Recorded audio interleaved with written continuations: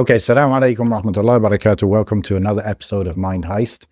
This week we got some freshness for the feed, for the RSS feed, because we have a guest, alhamdulillah, after a long time with no guest. And Mohammad is going to join us, Mohammad al Masri, who was on the podcast before, and we talked about living in Egypt because he was living in Egypt. Since then, you went to Saudi for a bit, and now you're back in Egypt, right? MashaAllah. Yeah, that's right. How is it, bro? Egypt. Yeah. Yeah, it's quite good. Alhamdulillah. I mean, my experience is good. I'm a bit privileged, to be honest, because the economic situation is very bad. But alhamdulillah, it's okay. Allah yasahil. Yeah, great. Alhamdulillah.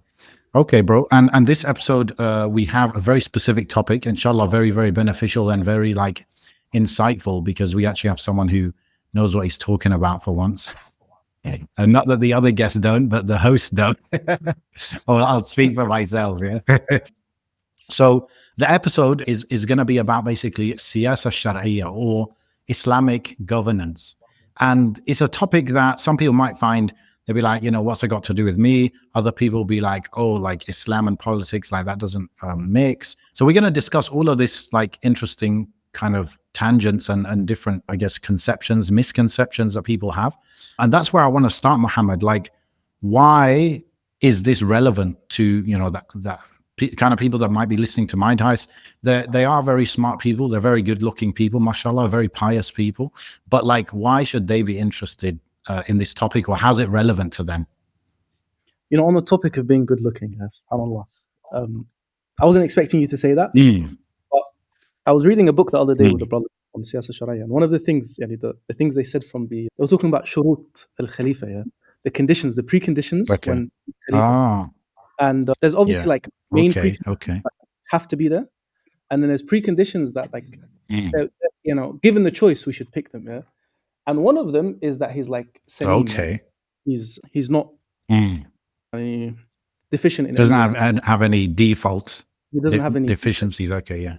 So they'll say things like he hasn't got an eye poked out, he doesn't have an ear cut off, he doesn't have a nose cut off, etc., etc. So, I mean, why do you think that would be important for the Khalifa? MashaAllah. Well, probably because he's representing the Muslims. He's actually representing, in a way, the manifestation of the Sharia in the highest of levels, if you like, right? Yeah. So, I mean, he's representing firstly the Sharia, and he's representing the Ummah. So he enters into negotiations, leads the Muslims, he gives public speeches, and him being Salim, as you say, one of the things it does is it earns him the respect of people. Yeah. If a guy comes on in front of the people, an ear chopped off and a mashed up nose, people are going to make fun of him, right? And already that weakens the image of Islam. When the leader looks a particular way, that can weaken the image of Islam, and he's less likely to be obeyed by the subjects and less likely to be respected by the enemies. Another reason is because the nose and the ears and the eyes influence a person's functions. So if a person has only one eye or only one ear, it means his eyesight is going to be bad. His hearing is going to be bad. So that's going to affect how well he understands the world around him. Okay. And in this day and age, obviously, to understand the world around you, you need much more than eyes and ears, right? So I thought it was an interesting benefit, Yanni, since you mentioned looking. I think you both qualify in terms of the looks, in terms of the looks being Khalifa. Thank you. You might be missing definitely not missing a nose or an eye. Bro, that's what I was going to say. It nurtures the obedience, The guys want to be him, the girls want to be with him. So you win either way. Have you seen all the just a sidetrack? Have you seen all the Jolani fangirling in Syria at the moment? All the guys celebrating him, all the girls taking selfies with him. They all want to obey, bro. They want to obey. Wali al-Amr. It's exactly what Muhammad's saying. And then Amin obviously did a side by side that I look like him. And then my wife said to me the other day, "You look a bit jealous of him. What's going on? Why are you always talking about this guy?" I said, "Hey, I'm just a happy man." Easy on the eyes. But continue. I digress. I mean, on that, Ahmed Mansour, he's a journalist for Al Jazeera, and he's interviewed so many leaders, like 100 great leaders. And last time he did an interview with with Jawlani. I think it must have been 2015. So Jawlani was still masked at the time. And he was one of the people that pressured him to take off the mask. He said, "You'll be a much better politician if people get to see your face, because you've got the look, in terms, politicians have a certain look that commands certain respect." And he told him, "You have that look. You'll be much better, much more respected, and you'll earn much more followers by removing the mask." So that's maybe something interesting on that point. Back to the question. The question was why? Okay, so what about my question? Yeah. Assalamu alaikum. A few years ago, the conversation about masculinity and Islam popped up. And of course, I took a big interest in that. And some of you might know that I actually wrote a whole book on Islamic masculinity. I went to the Quran, I went to the Sunnah, I filtered out the red pill, I filtered out the feminism, and I came down to what a good Muslim man looks like. It's a really good book with tons of stories and examples from the Sahaba, from the Prophet ﷺ, from the other prophets of how to be a good Muslim man. It's entertaining, it's not too long, and I'm offering you the free first chapter. If you click the description below, then I will send that over to you. And then if you want to get the full book, you can get the full book. We also have the audio version. So check it out. See you around. It's called The Shepherd's Way. Yeah. Why should the listeners be interested in the topic of Islamic governance? So assuming that most of the listeners are Muslims, I don't know if they have access to that information, but assuming that they are. Yeah, definitely. The first reason is because governance is from Islam. Governance is from Islam. Allah Jalla wa ala, He says, أَلَا لَهُ الْخَلْقُ وَالْأَمْرُ. أَلَا لَهُ الْخَلْقُ وَالْأَمْرُ. So Allah is testifying for Himself that creation is for Him, al-khalq, and command is for Him, wal-amr. He created everything, which I think we all agree upon. And also, it's His right, subhanahu wa ta'ala, to command and to al-amr wal-nahy, yani to command and to forbid people from doing certain things. Before going on, what's the link between al-khalq wal-amr? What do you guys think? Why would these two come together?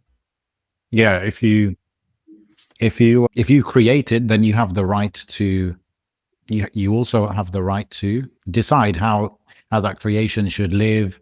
Yeah, how they should organize themselves, how they should live, what kind of laws or rules they should have. I guess like an analogy of a user manual, right? Like they made the whatever phone, or they tell you how to use the phone. They give you guidelines on how to use the phone, right? So Allah Jalla wa ala, we know that He created us. Most of us would agree on this, yeah? And this is from His Lordship, His rububiyyah, that He created us. Also from His Lordship is that He owns us, because He's our creator, right? And that He provides for us. Part of the provision is guidance, right? So part of the provision is guidance. And part of Him owning us is that we should obey Him with regards to that guidance. And another ayah, part of an ayah, yani, Allah Jalla wa ala says, إِنِ الْحُكْمُ إِلَّا لِلَّهِ أَمَرَ أَلَّا تَعْبُدُوا إِلَّا إِيَّاهِ.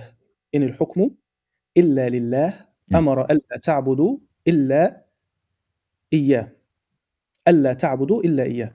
So verily, hukm, which could mean judgment, it could mean law, is exclusively for Allah subhanahu wa ta'ala. He commanded, أَمَرَ أَلَّا تَعْبُدُوا إِلَّا إِيَّاهِ, that you only worship Him. What's the link between worshipping Him and al-hukm? Why did they come together in the same ayah? It is worship. Obeying Him in His laws is worship, right? Exactly. So as Muslims, alhamdulillah, we have a very comprehensive understanding of worship, al-ubudiyyah. That's not limited to worshipping Allah subhanahu wa ta'ala in our private lives. Okay, we're not Christians, and maybe we can talk about that, inshallah, the difference between Islamic governance and Western governance. Obedience to Allah subhanahu wa ta'ala and ubudiyyah lillahi subhanahu wa ta'ala is in all facets, right? It's in everything.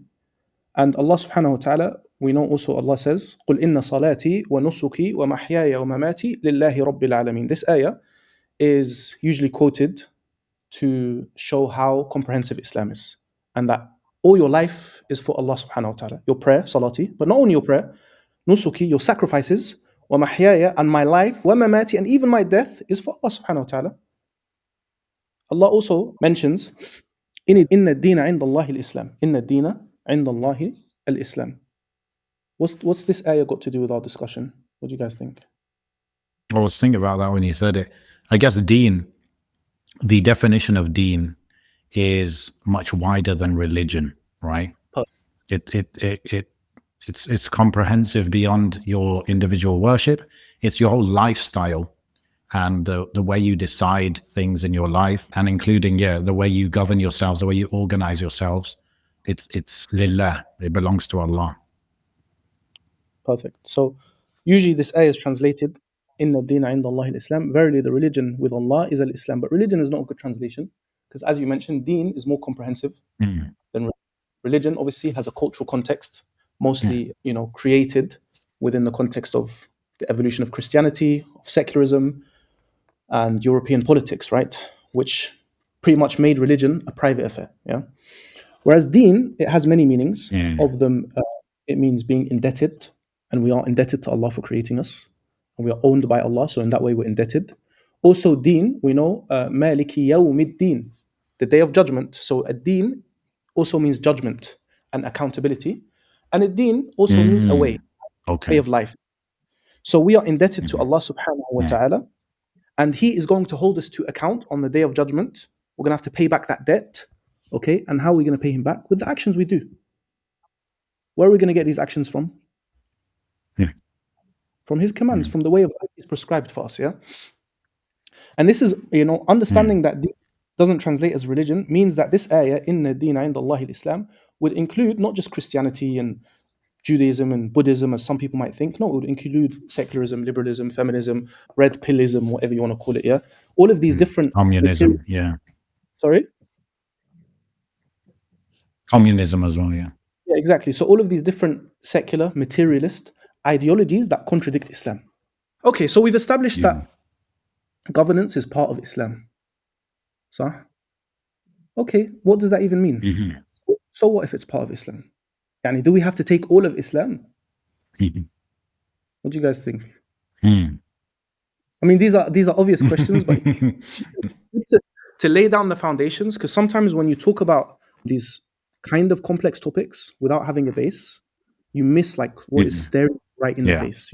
People have these lengthy discussions about these really detailed, nuanced, the detailed, nuanced tafsir of a particular ayah, and they just miss like the foundations that every Muslim needs to be reminded of all of the time. If governance is Allah part of sah. this, And even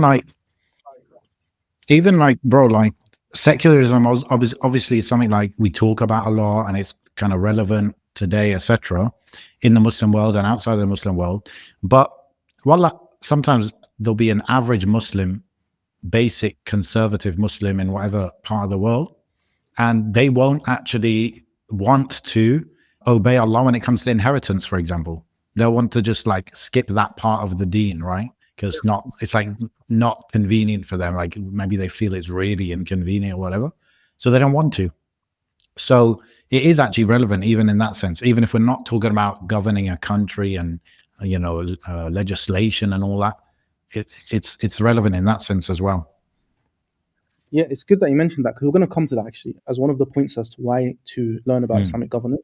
There's a difference between Islamic governance, Western governance or politics, and one of them, which we're going to come to inshallah, is that governance is not really limited to the understanding we have of the politicians, the rulers, these kind of things. There is a certain level of governance every single one of us practices, which is managing your home, managing your family, managing Allahu the school, Akbar.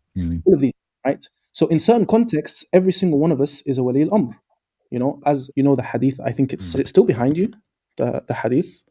Oh, you're no longer at home, right? You're in the office. كلكم راع No, وكلكم. not in that. Yeah, kullukum Remember the ra'in, hadith yeah. that used to be behind you, yeah? So that hadith, it's Yeah, all of yeah. you, every single one of you. كلكم. The man, the woman, the servant, the ruler has a level of authority that Allah has given him, and he's accountable for that level of authority and those people who are under his command, right? Is he going to command them in accordance to قال الله قال رسول, in accordance to the Sharia? Or is he going to follow his desires or follow their desires? Because usually when Allah subhanahu wa ta'ala mentions in the Quran, he mentions to follow what Allah has prescribed from the truth and not to follow their desires. Allah calls it desires, and he usually says their desires. It's not your desires, it's their desires. So sometimes you might submit to your wife's nagging or to your kid's nagging, right? Or to one of your employees or to one of your students and you might submit to their desires which contradict the Sharia. That's on a micro level. On a macro level, Governments can submit to a minority group or a foreign, government pressuring them and submit to their desires. But anyway, bringing it back to the discussion, we were talking about deen, right? And how deen is very, very comprehensive. Yeah. Okay. And then we said, is it permissible? Some of us will acknowledge that governance is from Islam. Is it then permissible after acknowledging that for us to say, you know what, it's from Islam, but we don't really want that part of Islam? Yeah. No, not permissible. It's not permissible. Allah really says, the ayah, أَفَتُؤْمِنُونَ بِبَعْضِ الْكِتَابِ وَتَكْفُرُونَ بِبَعْضِ. Do you believe in part of the book and disbelieve in part of the book? Even though you believe in part of it, but disbelieving in the other part was called disbelief, takfurun. And then the rest is profound. And I forgot that. What's the end of the ayah? Yeah, exactly. Is the profound part. What happens if I do that, Ya Allah? فَمَا جَزَاءُ مَنْ يَفْعَلُ ذَلِكَ مِنْكُمْ إِلَّا خِزْيٌ فِي الْحَيَاةِ الدُّنْيَا. First, this is not just a punishment in the akhirah. Abandoning part of the religion of Allah is what? فَمَا جَزَاءُ مَنْ يَفْعَلُ ذَلِكَ مِنْكُمْ إِلَّا خِزْيٌ فِي الْحَيَاةِ الدُّنْيَا. You're going to be like humiliated in the dunya, essentially. وَيَوْمَ الْقِيَامَةِ يُرَدُّونَ إِلَى أَشَدِّ الْعَذَابِ وَمَا اللَّهُ بِغَافِلٍ عَمَّا تَعْمَلُونَ. This religion, these commands, by the way, Allah gave them to us for our own benefit. So guess what happens when we disobey Him in these commands? Guess who loses out? Allah doesn't lose out. These commands are for our benefit. So when we see something in the Sharia and we say, you know what, that little bit, I don't really know about. I don't want to do that bit right there. Well, guess what? فَمَا جَزَاءُ مَنْ يَفْعَلُ ذَلِكَ مِنْكُمْ. Before the akhirah, خِزْيٌ فِي الْحَيَاةِ الدُّنْيَا. Yeah, so it's very scary, actually. This idea of a person really following the religion to the T when it comes to ibadat. Then you see the person in mu'amalat, how he treats his wife, how he divorces his wife, or you see him in inheritance, or you see her in inheritance, right? Or other than that, and Allah musta'an. Yeah, and we've all heard stories of this, especially back home, to summarize, is a siyasa sharia important? And governance, is it important? Is it from the religion? What do you guys think? Of course. Yeah. Can we neglect just that one part of Islam? Well, some people might have the question, bro, like is it important for everyone though? Like, so, for example, they say it becomes wajib to learn the fiqh of marriage and divorce when you're getting married, not necessarily before you get married, perhaps, or whatever, when it comes to business, trading. If you're not doing business, maybe you don't have to learn that stuff. So if I'm not, governing a country or I'm not in politics, is it still relevant? Good. Very good question. So when we look at how this topic was addressed traditionally by the scholars of Islam, we see something very interesting. It mostly comes under fiqh, right? There is some mention of it in Aqidah books, towards the end of Aqidah books, but it's what we might call mulhaqat bil Aqidah. Towards the end of some Aqidah books, they'll mention the status of the Sahaba, they'll mention not going against the Imam, they'll mention fighting under every righteous and unrighteous ruler, they'll mention wiping over the socks even, which you think, what does that have to do with Aqidah? These are called mulhaqat bil Aqidah. They're in the Aqidah books not because they're actually from Usul al-Iman, the 6 pillars of Iman, but rather because so many people deviated with these masail that they became defining features of the deviants, of the different sects. And they also became defining features of Ahl Sunnah. So when you see somebody who refuses to wipe on, I don't want to say the socks because there's a khilaf of whether the khuf or is actually a sock, they refuse to wipe at least on the leather socks, this is a huge sign of them being a deviant, even if they agree with you on all the other stuff. If you see somebody who, consistently, it's part of their methodology to go against the legitimate imams, okay, then there's no doubt this person has the characteristics, at least in this area, has the characteristics of the Khawarij. If you see somebody who insults the Sahaba, he has the characteristics of the Shia. So these things they're not actually from Usul al-Iman, but they became put in the Aqidah books. But to be honest with you, you won't see like detailed discussions about this in Aqidah books. And I think that might be part of the answer to your question. Like the average Muslim, what do they need to know about siyasa sharia? Probably what's in the Aqidah books. Which is not to rebel against and Aqidah, by the way, for anyone who doesn't know, Aqidah is basically belief, right? What you believe as a Muslim, what you must believe to be considered Muslim, I guess. Yeah, just in case people don't know. And that much is not very much. You could do that in one sit, basic aqidah, but go for it. You're going to learn that you shouldn't rebel, or it's not permissible to rebel against the imams. We fight under every single imam, whether he's a bar or fajr, whether he's righteous or he's not righteous. Also, you might also cover the issue of the khilaf of Sayyidina Abu Bakr, Umar, and Uthman, because this is a defining feature of Ahl Sunnah wal Jama'ah.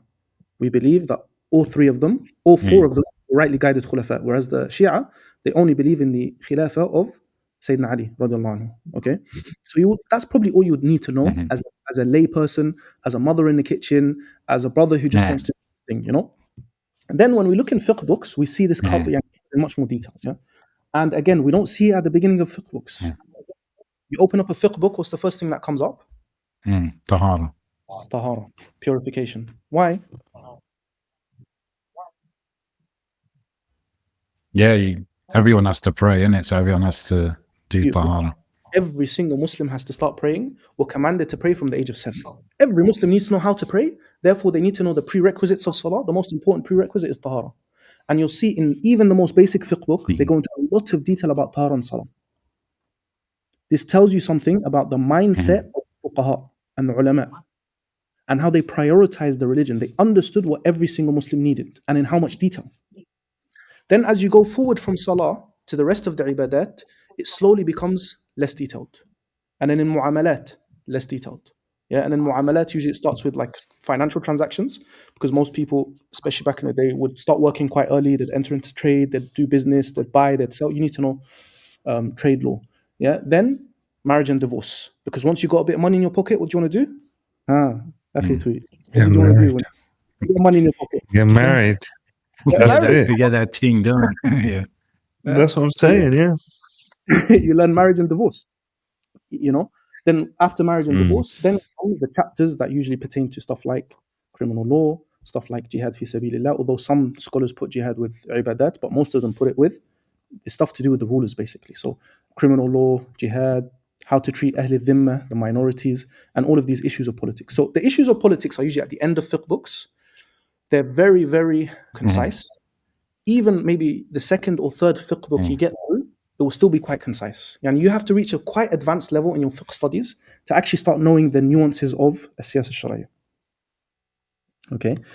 Now, automatically, that begets a question like, why did the ulama not really cover this topic in too much detail?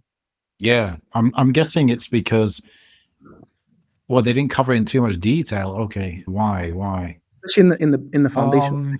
Yeah, maybe in the first few centuries, maybe there were issues around this. So yeah, I don't know, bro. I don't know the answer.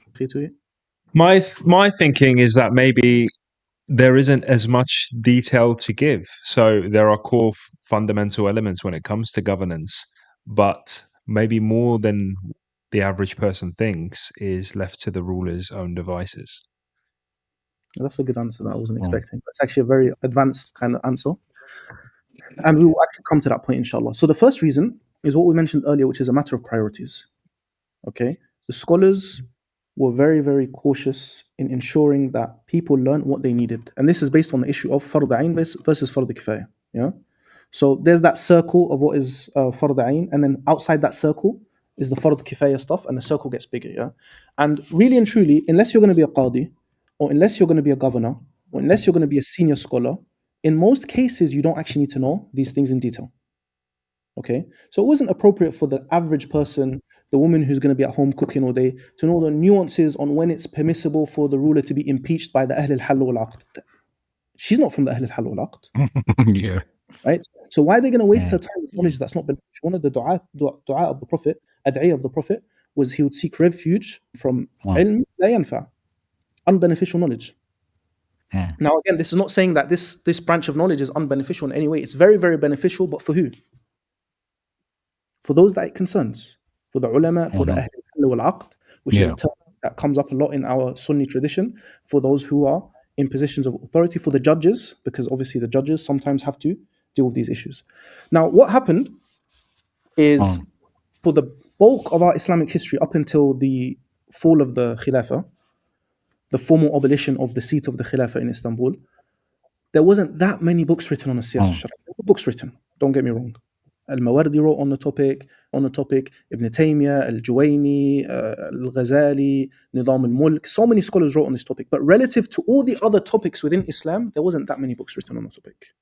Because as Muhammad said, there's like foundational principles, and these are things that like everybody needs to abide by when it comes to governance. And then the bulk of the siyasa sharia is ijtihadi. It's based on general principles, general maxims, and things like maqasid sharia. As long as the rulers' laws are in line with the general principles of the sharia and the objectives of the sharia, khalas. And they don't contradict any of the qat'iyat and so on and so forth, khalas. What happened when the Khilafah was formally abolished, there started to be questions in the ummah, amongst the scholarly class and even amongst the lay people. What does this mean? How does this affect us? Okay, because even there are some rules or some laws that are really, you need an imam for them to be carried out, like criminal law. Who's going to carry out criminal law in the absence of a khilafah? Like jihad. Who's going to carry out jihad in the absence of a khilafah? Okay, so that's from one angle. From another angle, a lot of the scholars of the time had been affected by some of the ideas of nationalism and modernism and so on and so forth. This was very, very prevalent in Turkey and Egypt. So we actually saw very credible scholars come out and justify the abolition of Khilafah, which is something most of us will probably find surprising. There were Turkish and Egyptian scholars that actually defended the decision to absolve the seat of the Khilafah. So when this happened, another group of scholars came out and started defending the Khilafah and saying the Khilafah is an obligation. And then they started trying to revive this science, which not only as a science had been lost, but in practice, really towards the end of the Ottoman Empire, there was no Khilafah, really and truly. Yeah, it was just something monumental. So they started to try and revive this science. And then we saw the rise of a number of Islamic groups and movements that also in practice tried to revive this. So they had literature that they would teach to their students and that they would use to give da'wah. So we went from this science of a siyasa sharia mostly being reserved for a certain class of people because of the nature of the politics of the time, to necessity dictating that everybody has questions, everybody needs answers, okay? And the ummah now is trying to work towards a solution. The scholars were not able to reestablish the Khilafah, so people were asking questions, people started having discussions, these Islamic movements came up, these Islamic groups started coming out and taking things into their own hands. Okay, if the scholars can't do it, we're going to have to do something about it, right? So the type of, in fact, the number of books written from the fall of the Khilafah, which is only 100 years, is more than the number of books written in 1,300 years. Yeah. And it's much more. It's like significantly. Yeah? So that's perhaps part of the answer to your question as to should the average person know about.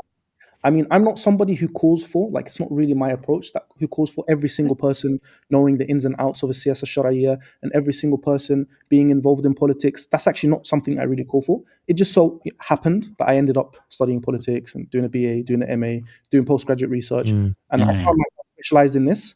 And I saw over the years that even people who talked about politics and were involved in politics didn't really know a lot of these basic concepts. So I just found myself engaging behind the scenes in a lot of discussions, a lot of debates. And then I was having a discussion with the brother, Ustad Ibrahim, and he was like, you know what? Why don't you just come on board and teach this to people? And the opportunity presented itself. So first, I think that's the first way I would answer your question, which is the detailed knowledge of a siyasa sharia is not for everybody. And most people would be sufficient with what is in a Aqidah book towards the end of a Aqidah book, or what is in the end of a fiqh book, and that would be about it. However, having said that, with the nature of the time we live in, you mentioned fard kifaya, and you mentioned that when a person is trying to get married, they need to know the fiqh of marriage. When a person, the stage the ummah is in now, which is a stage of decline, which inshallah will be followed by, inshallah, a rise again.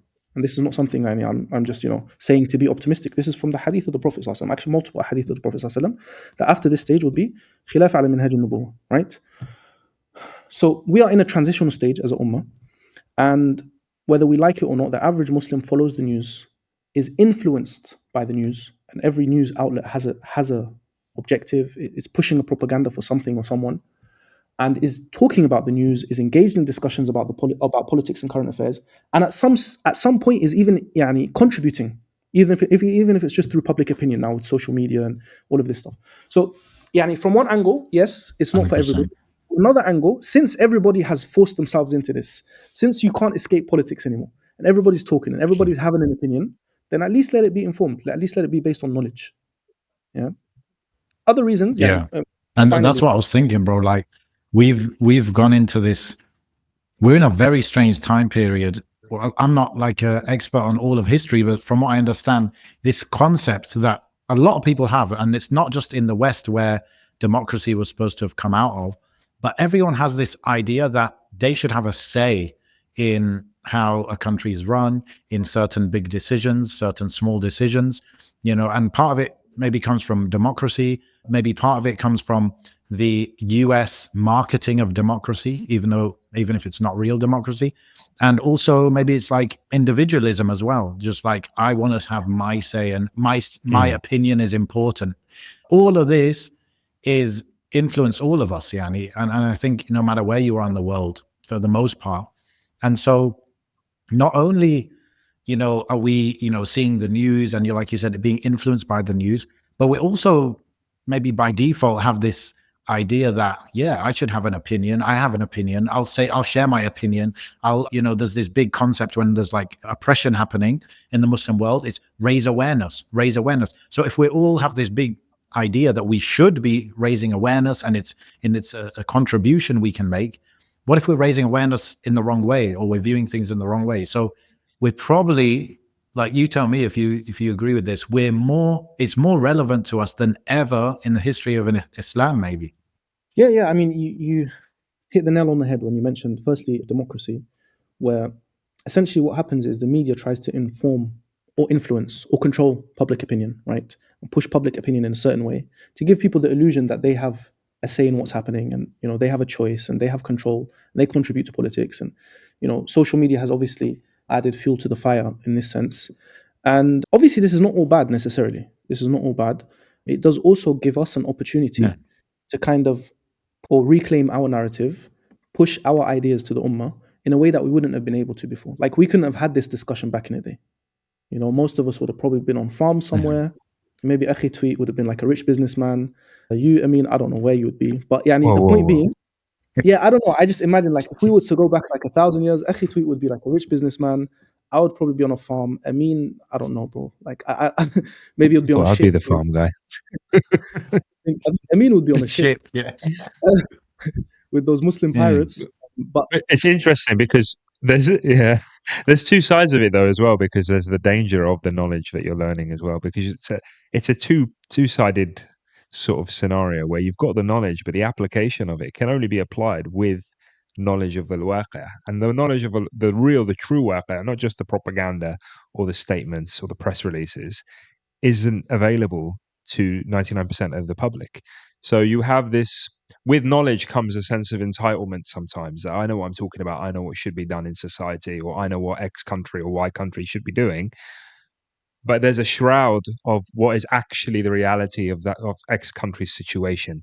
I mean, we could take Syria as an example. As soon as the transformation of Syria happened, everyone who knew Sharia, or at least used those buzzwords, Sharia, Khalifa, etc., everyone had a strong opinion of what they expect or what should happen.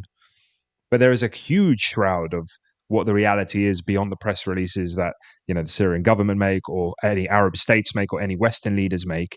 Every single statement, every single appearance on TV, every single interview that is done, all of it is to sway public opinion. But the reality is never going to be 100% that, because otherwise there's no need for them to come on the screen and say anything, because they'll just get on with their business, right?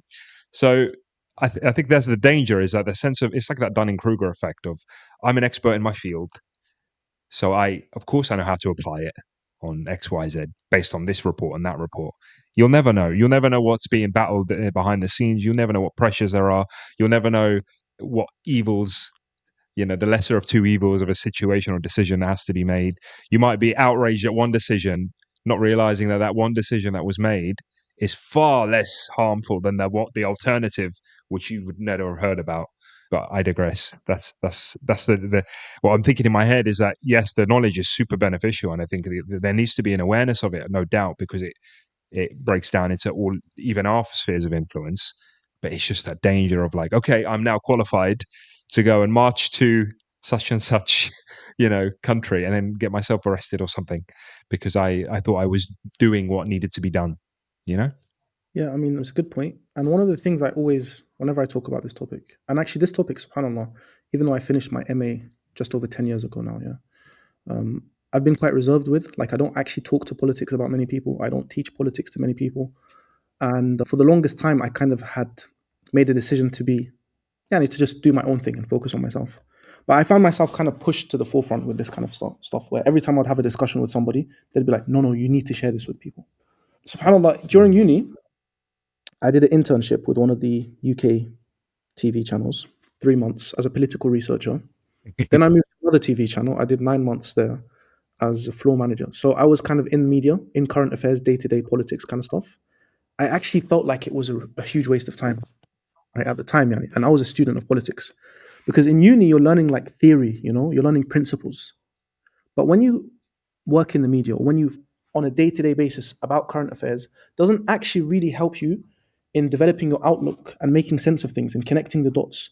It's only when you take a step back and you study stuff like history, you study stuff like siyasa, Sharia, you study stuff like international relations theory, you study stuff like political philosophy, you study stuff like geopolitics, that things actually start making a lot of sense.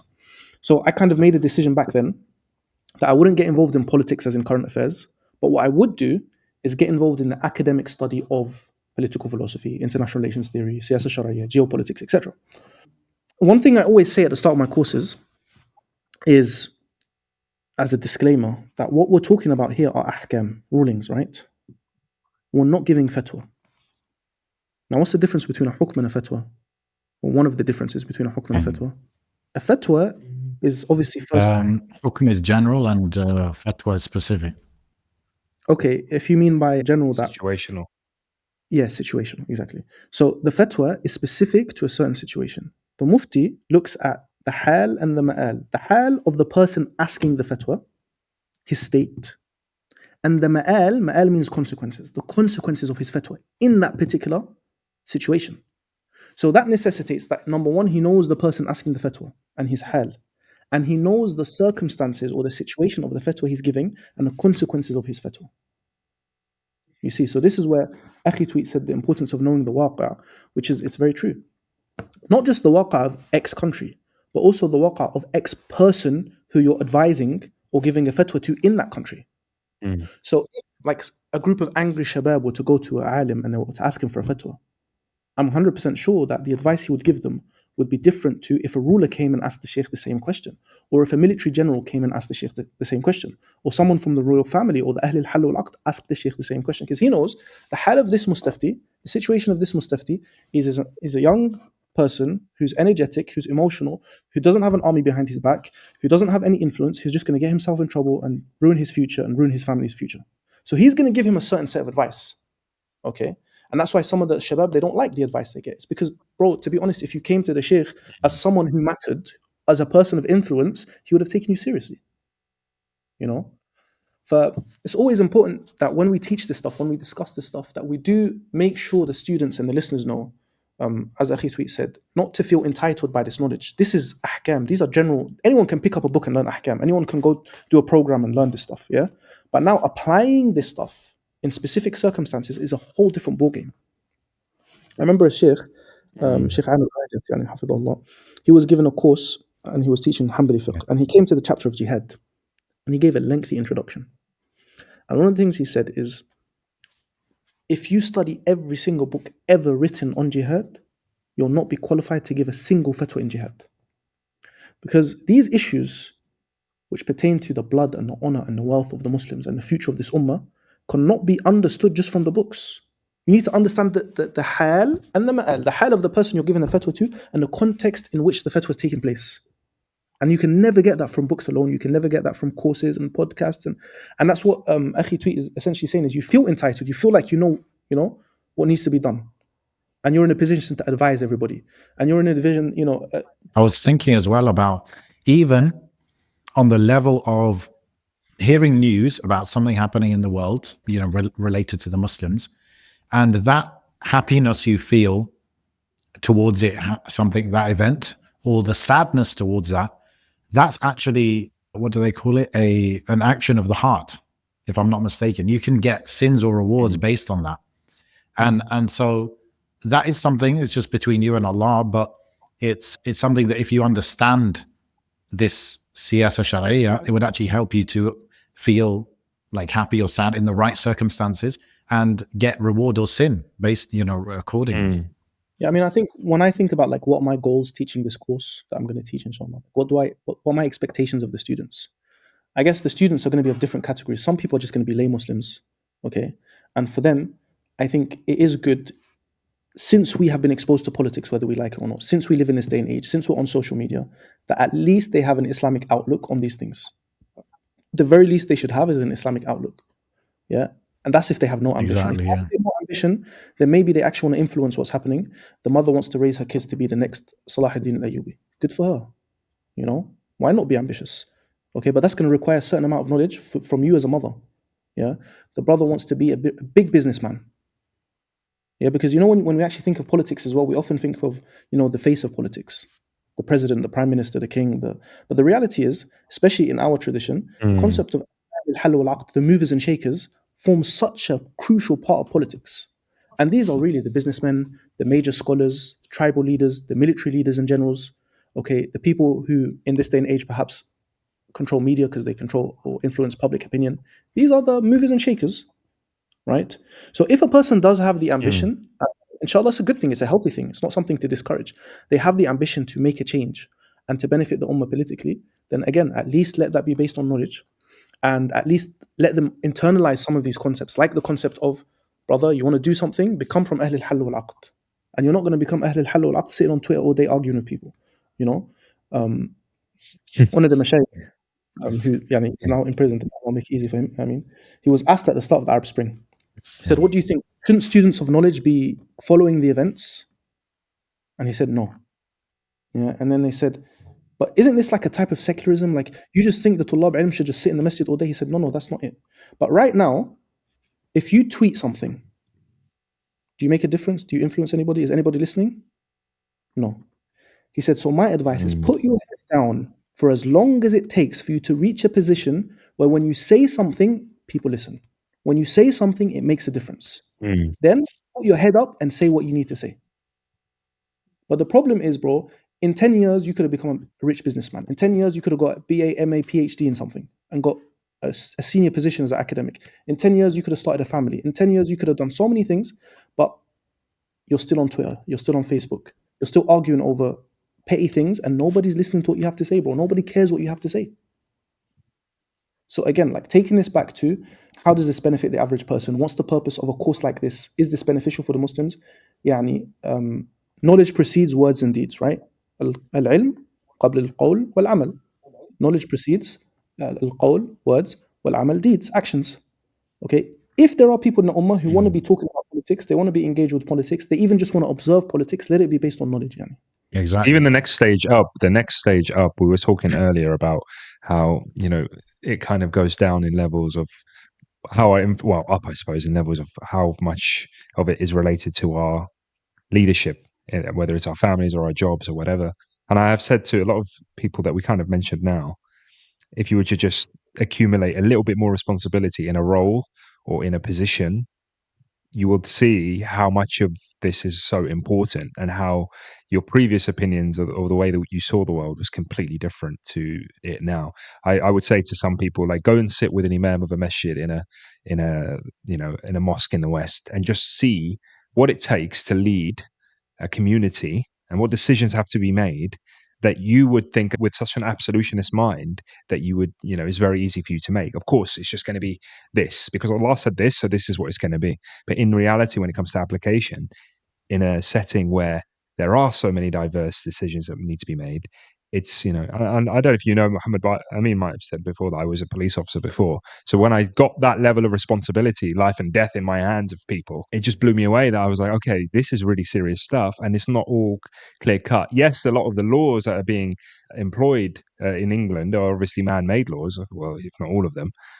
But they're even then, trying to abide by a law in a real-time situation, in a dynamic situation, without the application of any discretion is impossible. You just can't do it, So there is that element of it. I think it's really eye-opening for anyone with any level of responsibility to seek more if you really are about it. And I think that's the benefit they're going to get from a course like this, is maybe that next step they take. Maybe obviously they'll benefit from whatever responsibility they have now. But if you have a lot of young people, maybe when they become a father or the boss of a company or a community leader or an imam of a masjid, suddenly these leadership positions hold a lot of weight, and there are a lot of big decisions that need to be made just to survive sometimes, let alone thrive. So you know when you had to make like discretionary decisions, did you have like a framework you had to like you were trained in using, or did you have a framework you used as a Muslim, for example, like in these situations, I'm gonna do this or I'm gonna do that? Or was it just whatever you felt like? No, absolutely. There's the law, and there is your roles and obligations as a police officer, but then there is also dynamic risk assessments that you were essentially almost allowed to do anything as long as you felt like you could justify it in a court of law. So you could show your workings out in your head. This is why I did this. And you'd put that in a police statement. So any incident you attend, you'd write out a police statement. If you arrested somebody, you'd write out a police statement, and you would put that in. But there are probably times where even then there were decisions that I just couldn't really, abide by the rules set out, and maybe I took matters into my own hands. There's one, for example. Some youngsters might have a curfew. They have to be home at a certain time, and if they get spotted by a police officer outside of that certain time, they will get essentially put in trouble. They could go to jail, whatever it might be. Okay, and I remember there was I can't remember how old he was, but it was a kid that I was trying to get him off the path bad and into the straight and narrow. And I saw him outside of his curfew time. It was literally maybe 30 minutes outside his curfew time, but he wasn't far from home. And I could have made a decision there, because what does it say in his sort of conditions? Is that I have to basically report that, and then he's going to get summoned to court and whatever. But I approached him. He was shocked, and I remember thinking, I can make a decision now. I'm either going to send this guy down, a downward spiral and be the cause of it, or I could capitalize on the goodwill that I built with him and maybe win his favor, but give him a warning at the same time. And I actually took him and gave him a lift home. I said, this is the last chance you'll get from me. If it was anyone else, they would have.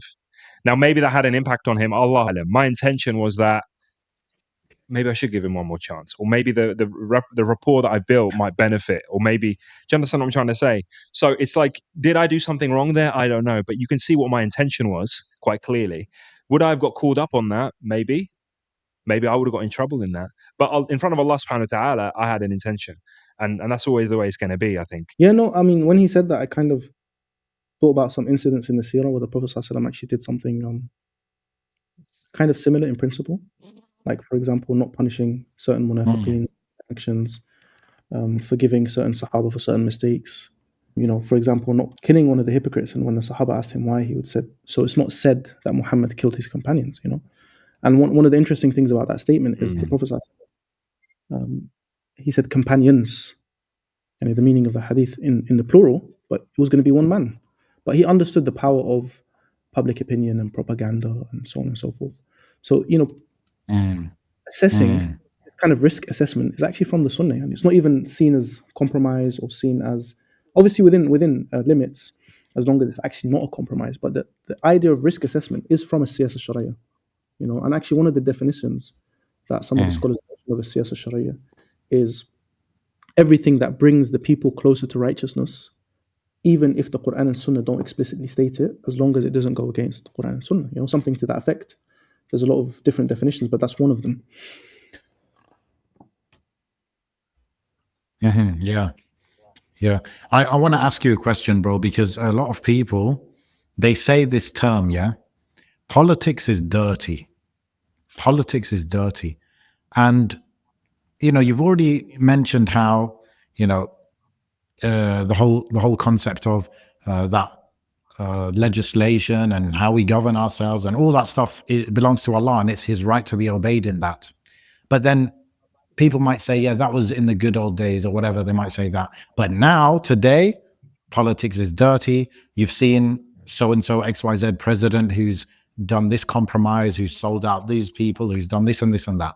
And to that, people respond, yeah, politics is dirty. Either they use it as a way of where righteous people should distance themselves from politics, or they use it as a justification, maybe that, you know, sometimes you got to do this and that. It's just how it is these days. So what's the actual reality of that concept? Politics is dirty. Is it dirty today, or is it always been dirty, or, you know, how should we understand it correctly in a balanced way? All right, good. I'm going to bring this back to you. Yeah? So if we define politics firstly, Okay. and politics, it's Allah Mm. alam, goes back to the ancient Greek term politika, something to that effect, yeah, which is the affairs of the city or the affairs of the cities, city states, right? Yeah. And then, you know, most modern dictionaries, they define it as something along the lines of the activities of governments, politicians, political parties, so on and so forth. Yeah. So if we're going to define politics as Mhm. the activities of governments, politicians, political parties, then obviously, if those actions are not based on Islam, what do you expect? They're going to be bad. They're going to be dirty. They're going to be, you know, whatever else you want to call it. Now, if we actually define Mhm. the term not as politics, we don't use the term politics, but we use siyasa or siyasa sharia. Then first, Yeah. we realize that there's a hadith of the Prophet ﷺ, I don't want to quote it verbatim, but yani, to the effect of كانت بنو إسرائيل تسوسهم الأنبياء. The children of Israel were governed by their prophets. Yeah, تسوسهم has the same root as siyasa. Siyasa yasusu has that same root. Yeah. So Bani Israel were governed by their prophets. And the hadith, yani, it's a long hadith. No, it's not that long, to be honest with you. And the Prophet ﷺ mentions, كُلَّمَا هَلَكَ نَبِيٌّ خَلَفَهُ نَبِيٌّ, something to that effect. Every time a prophet would die, another prophet would come after him. وَإِنَّهُ لَا نَبِيَّ بَعْدِي, there's not going to be a prophet after me. And then, Allah Alam, I think the wording is, وَلَكِنْ يَكُونُ خُلَفَاءُ فَيَكْثُرُونَ, something to that effect, yeah? But there will be khulafa, vicegerents, and there will be many. المهم, in the hadith, this term, the ulama, they say, what does it mean? يَسُوسُهُم. What does siyasa mean? What does this root word, yasusu, mean? And in Arabic, it originates from the meaning to manage, to guide, or lead. And also sometimes it's meant to mean islah al-shay, yani to rectify something. So now if I ask you a question, the first question is politics dirty? And the second question is siyasa, management, guidance, leading, and rectifying. Is that dirty? What are you going to say to me? No, I guess I would say it's like mubah. It can be done in a good way or a bad way. Akhi Tuik? I think it depends on who you're leading. So the condition of the people. If you were ruling over, if I was a ruler and I was ruling over a population of people, let's say if it's 10 people, 10 people, and they are, you know, ubad, they are muttaqeen, they are the best of people, then the tools I need to rule them and to guide them is not the same as those who are not that and the complete opposite of that, if you know what I mean. So yes, it might be dirty if it's people who have the capacity for violence, the capacity for chaos, and I don't have enough faith that they are going to behave in a way that is not harmful to each other. Does that make sense? So essentially, you're saying that it's contextual. Yeah, the word itself is neutral, but based on the context, we can say if it's Yeah. positive or negative. Mhm. I mean, do you think the Yeah. people get much worse than the mushrikeen of Quraysh, or the Jews that the Prophet ﷺ kicked out of Medina, or the munafiqeen? I don't. Yeah. I don't buy into the fact that it was clean back then and it's dirty now. I don't buy into that. I think there's always been context. I'm not talking about, I guess, the rule of the Prophet sallallahu alaihi wasallam, but I'm talking, you know, if we go back to, I don't know, from Ali onwards, you know, after Ali, you know, after the Khilafah Rashida, I think any sort of historical context where people say, "Oh, back then it was better than it is now. Back then it was clearer than it is now. It wasn't as dirty as it is now." I don't think there is enough historical accounts, even in the history books, to know the day-to-day dealings of every single, you know, leadership decision, let alone the grand scale decisions that would have had to be made. And even now, you don't know how much really happens behind the scenes apart from what reaches us in the media and whatever angle it's being narrated, you know. Okay, fair enough. Fair enough. What about you? I mean, What do you think? As 2025 rolls in, a lot of us reflect on that milestone of what we've actually accomplished in the last year. And a lot of us will be happy with a few things we've done, but we always know we could have done more, or some of us really feel like we've done nothing and it's just been a failure of a year. So now's a chance to reset and rethink and lock in and think, what do I want to achieve in the next year? And how will I do that? And for that, I've got the perfect thing, a complete guide on crushing your goals in 2025. It helps you with procrastination that a lot of people face. It helps you with negative self-talk, and it helps with distractions that come along the way. And these are things that are stopping you. They're the barrier, a solid iron wall in the way of accomplishing your big goals, like starting that business, getting that promotion, getting married, whatever it is for you. So go and download it right now. It takes you full step by step through exactly what you need to accomplish your goals this year. What about me? I don't know. I think it's mubah.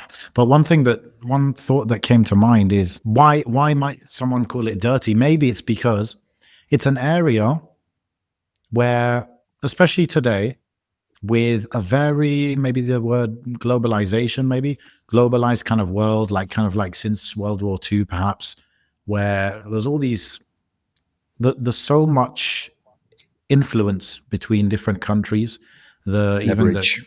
even the globalized world, populations, right? Like people are moving between countries, money and resources moving between countries at an unprecedented rate. And maybe what that leads to amongst those governing their country, their locality, whatever, is that they feel they have to, or they do have to compromise like never before. Like maybe in my house, I could say my kids can't have ice cream. It's very simple. I just say they don't have ice cream and they don't have ice cream. I don't have to worry about my neighbor coming and saying, we're concerned about the children's treatment in this household, right? I don't have there's less connection between my house and my neighbor's house. But when I'm at the level of a country, all of a sudden you have other countries, maybe you have big companies, maybe you have whatever, the army or other players in the country who will push back. So it's not as easy for me to just make decisions, whatever I think is best. It's maybe the area of life where you would there's so many compromises to be made because of what I just said. I don't know. Maybe that's why it's dirty, or because of the compromises made. Allahu Alam. Yeah, I think what Akhi Tweet said, which is that's quite contextual. It depends on who you're leading. But obviously, Akhi Tweet only said one side of the argument. Yeah, it just depends on who you're leading. What about the person leading them, right? So I would say it depends on contextual. You're right. It depends on who you're leading and who's leading, right? Because politics at the end of the day, it's a means to an end, right? If the ends is established and the means are permissible, khalas, then it's something good, right? Yani if rectifying of society is established, if stability is established, if the Sharia is established, if the Muslim situation economically is better, if all of these things, if the da'wah is spread, all of these things are ends that politics, siyasa Sharia, aims to achieve. If even some of those means are achieved through halal means, then it's a good thing. Okay? But if politics becomes a means to oppress the people and to, fight the religion and to all of these negative things that can also happen, yeah, and very frankly often do happen, then politics is bad. So like I think what Akhi Tweet said is definitely something that is contextual. However, at least why I wanted to define the terms is at least we can see that there's a difference between the term in English, which also has a cultural baggage to it, which is basically just government, politicians, political parties, and then the term in Arabic, which is management, guidance, leadership, rectification. It has more of a positive connotation in Arabic, for one. Okay. For two, in the context of the hadith, associating it to prophets, like how can something be dirty in and of itself if it was the practice of the prophets? If it was one of the jobs of the prophets, including the best of creation, the Prophet himself, sallallahu alaihi wasallam. Like surely if there was something bad about it, Allah wouldn't have allowed the Prophet sallallahu alaihi wasallam to be so engaged in it for such a big portion of his time as a prophet. And we know the Prophet ﷺ as a child, at least once, yeah, but some of the ulama say more than once, had his heart purified from all evil, right? So we can't imagine the Prophet ﷺ was ever involved in something dirty, in something ugly, in something bad, in something. Now, the fact that the Prophet ﷺ engaged in certain things that are very, very real, like going to war, you know, like dealing with people that broke treaties. Okay, is that necessarily bad? Is that necessarily evil? I mean, if you understand it in the context that it took place, I don't think you're going to see it as bad. You're not going to see it as evil. You're not going to see it as dirty, especially when you look at the other options available to them. You know, when you look at the Prophet ﷺ's seerah, actually, especially in Medina, you're going to see that nearly every single time he made a decision that might seem controversial to people today, it was actually the best option. The Prophet ﷺ did the best option, took the route that was most pleasing to Allah subhanahu wa ta'ala, and not only that, the route that caused the least harm, you know, that was most in line with the objectives of Sharia, protecting the religion, protecting life and wealth and honor and all of these things, you know. It's more that it's maybe distasteful is a better word. Distasteful decisions. If someone was to hear that decision being made, they'd feel uncomfortable about it. But once again, it's the decisions that are made as opposed to it just generally politics generally being dirty. It's this option I chose or this path I chose feels distasteful. It's not the ideal one, you know, in a utopian society or a utopian worldview, but it may put people off. It's like, you know, maybe they say today, like, you're dealing with, you know, absolute shayateen in human form sometimes. You're like, how do you take Netanyahu, for example? How do you deal with him? You know, what kind of leverage? If you look at the celebrity industry and you hear these stories of like, oh, the leverage they gain on celebrities by blackmailing them or by compromising them and their decency and threatening to expose them in with this media or this tape or this secret recording or whatever it might be. Like, these are dirty tactics. But as a Muslim, and if you were hypothetically a Muslim, you're dealing with a world full of these kind of people. How do you fend that off? How do you fight against that kind of stuff? So there is that kind of fight fire with fire element, but there's also the notion of, you know, that kind of Christian notion of turn the other cheek and always be forgiving. And there's that lack of tenacity there, isn't there? How do you fight off against such people without any morals? And I think maybe that's what it means kind of talking about. It's like we have a guidance for governance. We have a guidance from Allah subhanahu wa ta'ala on how we should live our lives, so the deen that we have. But you're dealing with people, especially in a geopolitical world, we're dealing with countries or rulers or other entities that have no morals whatsoever and anything goes, you know? And I think that's the element. It's like trying to survive that kind of landscape. Although you could say that the Prophet ﷺ, يعني, he dealt with the, you know, the munafiqeen and the heads of the munafiqeen and the, you know, what's it called, Bani Qurayza and all these, you know, these bad characters, man, like bad characters. They wanted to end Islam. Yeah, I'm not sure. What I was saying was not so much that there are worse people alive now. It's just that the world is more interconnected, perhaps, than their capacity before. for evil is, you know, they can bug your bedroom and know exactly what's happening there. Yeah, that kind of level of encroachment into the private space is crazy. Yes, that's true. I mean, but then again, some people, there were people that tried to assassinate the Prophet ﷺ. Like they got close to him. Like they got close with the intention of killing the Prophet ﷺ and ending Islam. So yeah, Muhammad. Yeah, I think sometimes we might romanticize certain things in the seerah, especially when we don't even study it in much depth. Yeah, we do have to be reminded that the people who are tested most in life are the prophets and the most beloved to Allah. And the Prophet ﷺ was tested the most, you know. And actually, when you look, like Amin said, the amount of attempts to harm the Prophet ﷺ, I mean, can you imagine that you are the most noble person in society? You know you're a prophet of Allah. You are the grandson of, you know, the person who was considered one of the leaders of Quraysh and one of the most noble people in Quraysh. You're from the lineage of Sayyidina Ismail ibn Ibrahim, alayhim as-salam. You're this person that was known as a Sadiq al-Amin, okay? And then you're in sujood to Allah and they put, yani Allah musta'an, yani they put the intestines of a camel on you. Can you imagine? The intestines of a camel that haven't been cleaned, that haven't, in front of everybody, bro. You know what I mean? Can you imagine that your own people tried to assassinate you? Not not the Jews, not the Zionists, but your own people that you grew up with that used to call you Sadiq al-Amin. Can you imagine your two daughters? And you know, I think, Akhi Tweet, do you have daughters? Just sons, but I can imagine. Yeah. So, alhamdulillah, Amin has a daughter now, yeah?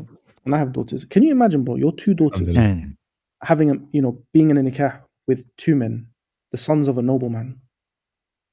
within your qawm, and then those two men disrespecting you in front of everybody and disrespecting your daughters in front of everybody and calling off the marriage in front of the people in a humiliating way, in a disrespectful way.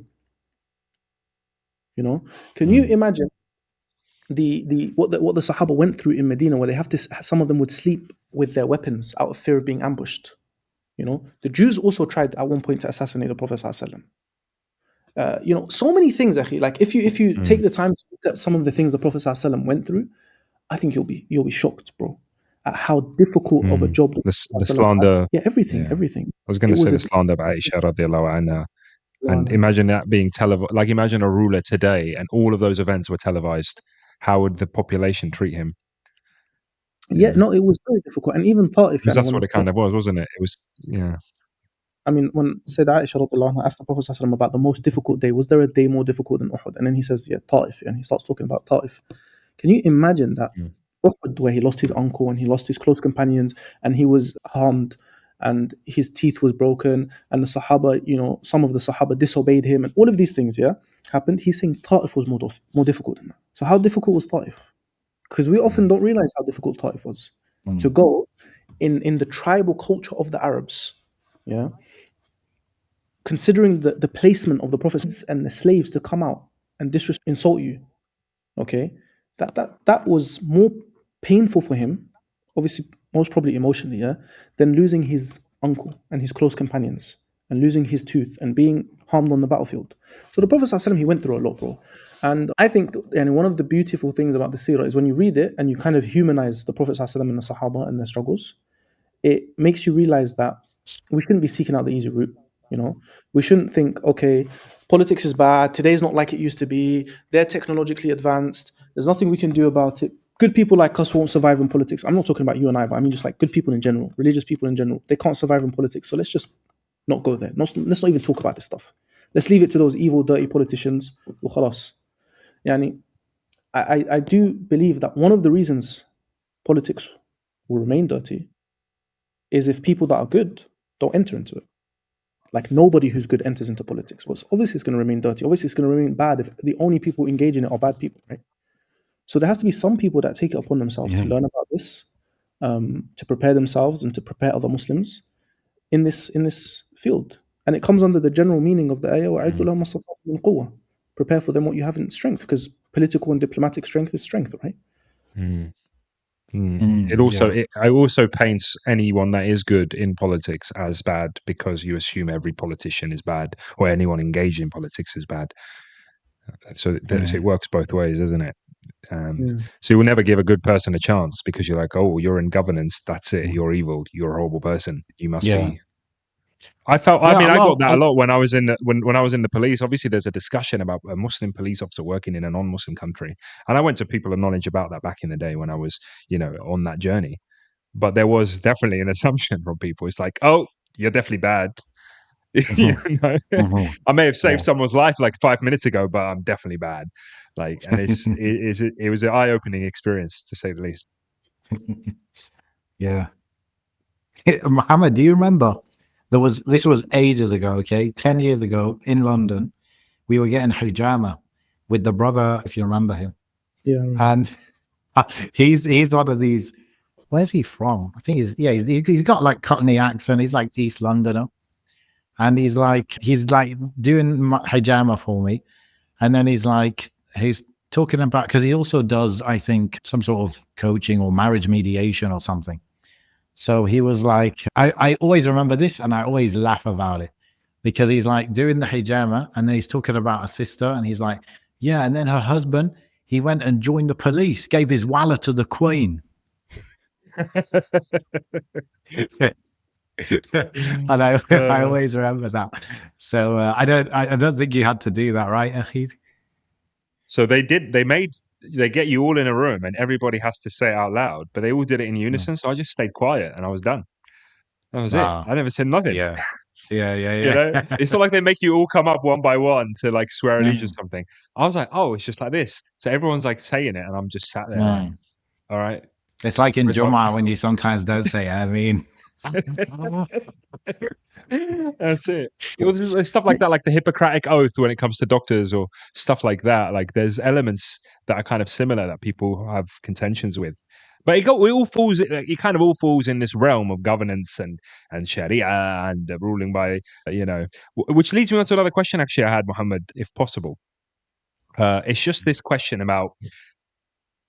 I see it a lot with younger people. I definitely had this opinion when I was younger because of a lack of knowledge. But this kind of absolutionism, how much of a law, how much of the Sharia or the governance, we touched on it earlier, is like to the discretion.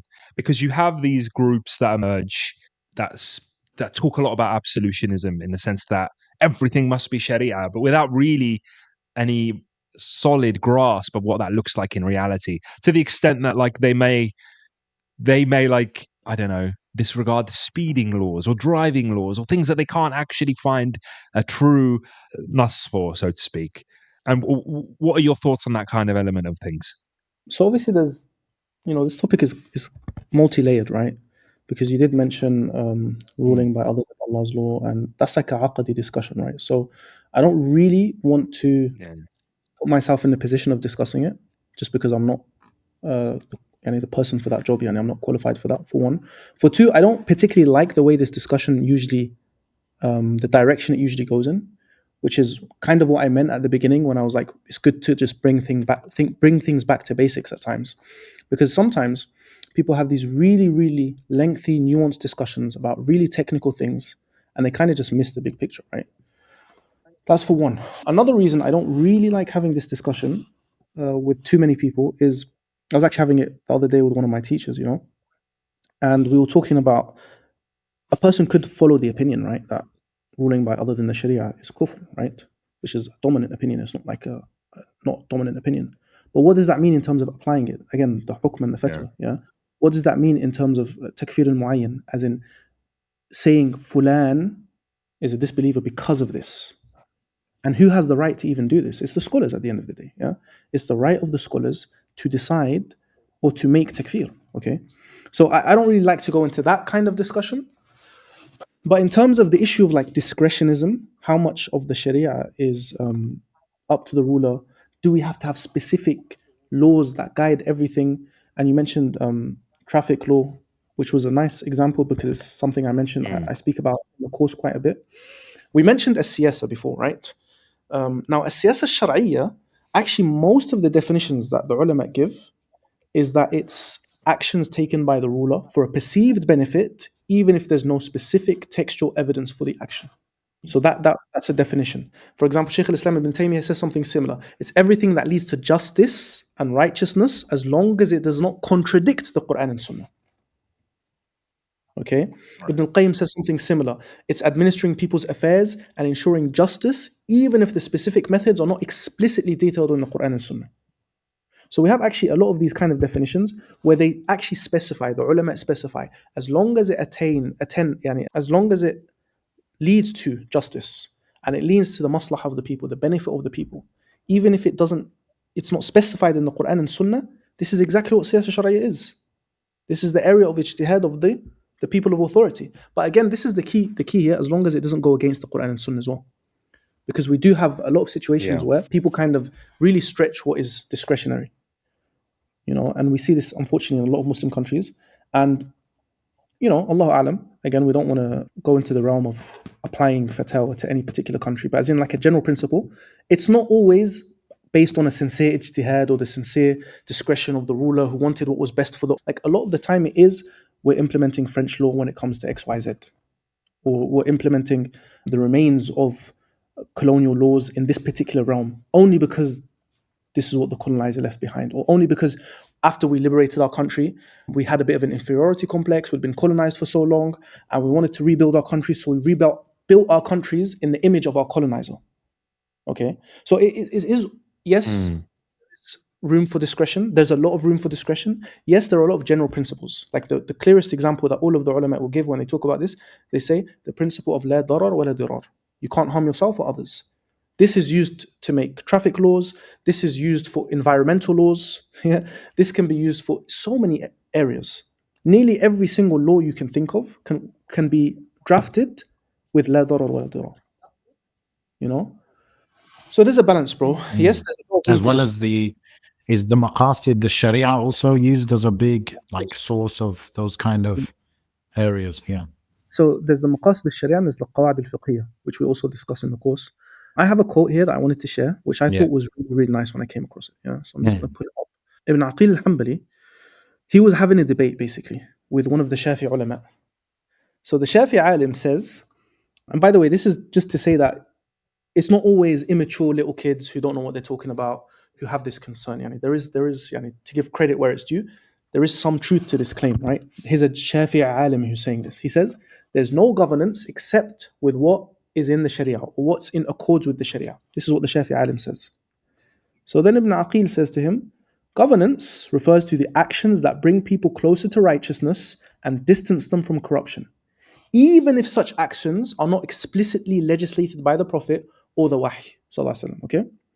And then Ibn Aqil says to him, if you mean by your statement, there's no governance except that which is in line with the Sharia, and it should not contradict the principles of the Sharia, then you're right. But if you mean governance is limited to those things explicitly mentioned in the Wahy, then you've made a mistake.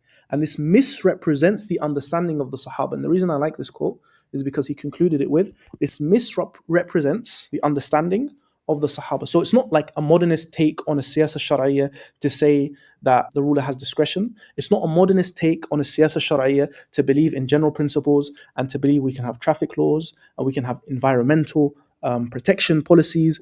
All of that is actually from Manhaj al-Sahaba.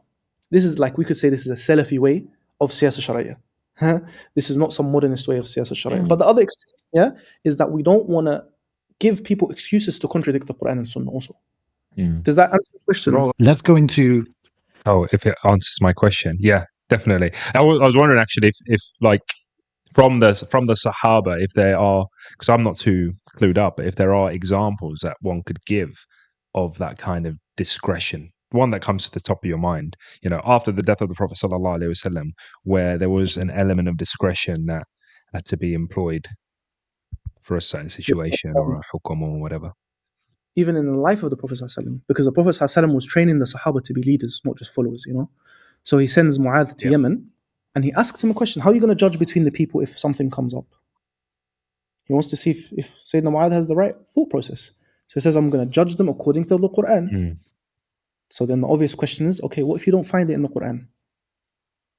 So then he says, okay, I'll judge according to the Sunnah. This is obviously the meaning of the hadith, yeah? Then the Prophet ﷺ says, okay, what if you don't find it in the Sunnah? Then Mu'adh says, I'm going to exert my own ijtihad. Yeah. So the Prophet ﷺ says the meaning of the hadith, Alhamdulillah, praise be to Allah, who guided the messenger of Allah to what pleases the messenger of Allah. So this is in the life of the Prophet. He didn't even say, if I don't find it in the Sunnah, I'm going to send you somebody like an ambassador or write you a letter asking you what to do. He's going to make ijtihad. Okay, so the Prophet ﷺ is actually training them, making ijtihad.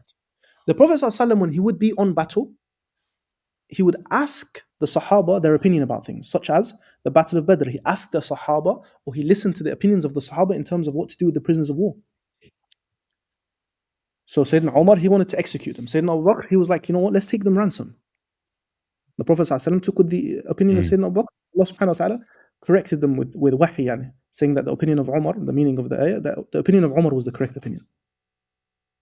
So this is ijtihad on the battlefield. The Prophet ﷺ is listening and doing shura on the battlefield. He's training the Sahaba to make ijtihad. Okay, and this is actually, if you want to see this in action, study the ghazawat of the Prophet ﷺ. There's a reason that the Salaf used to say, everything in the dunya that you need, you find in the maghazi.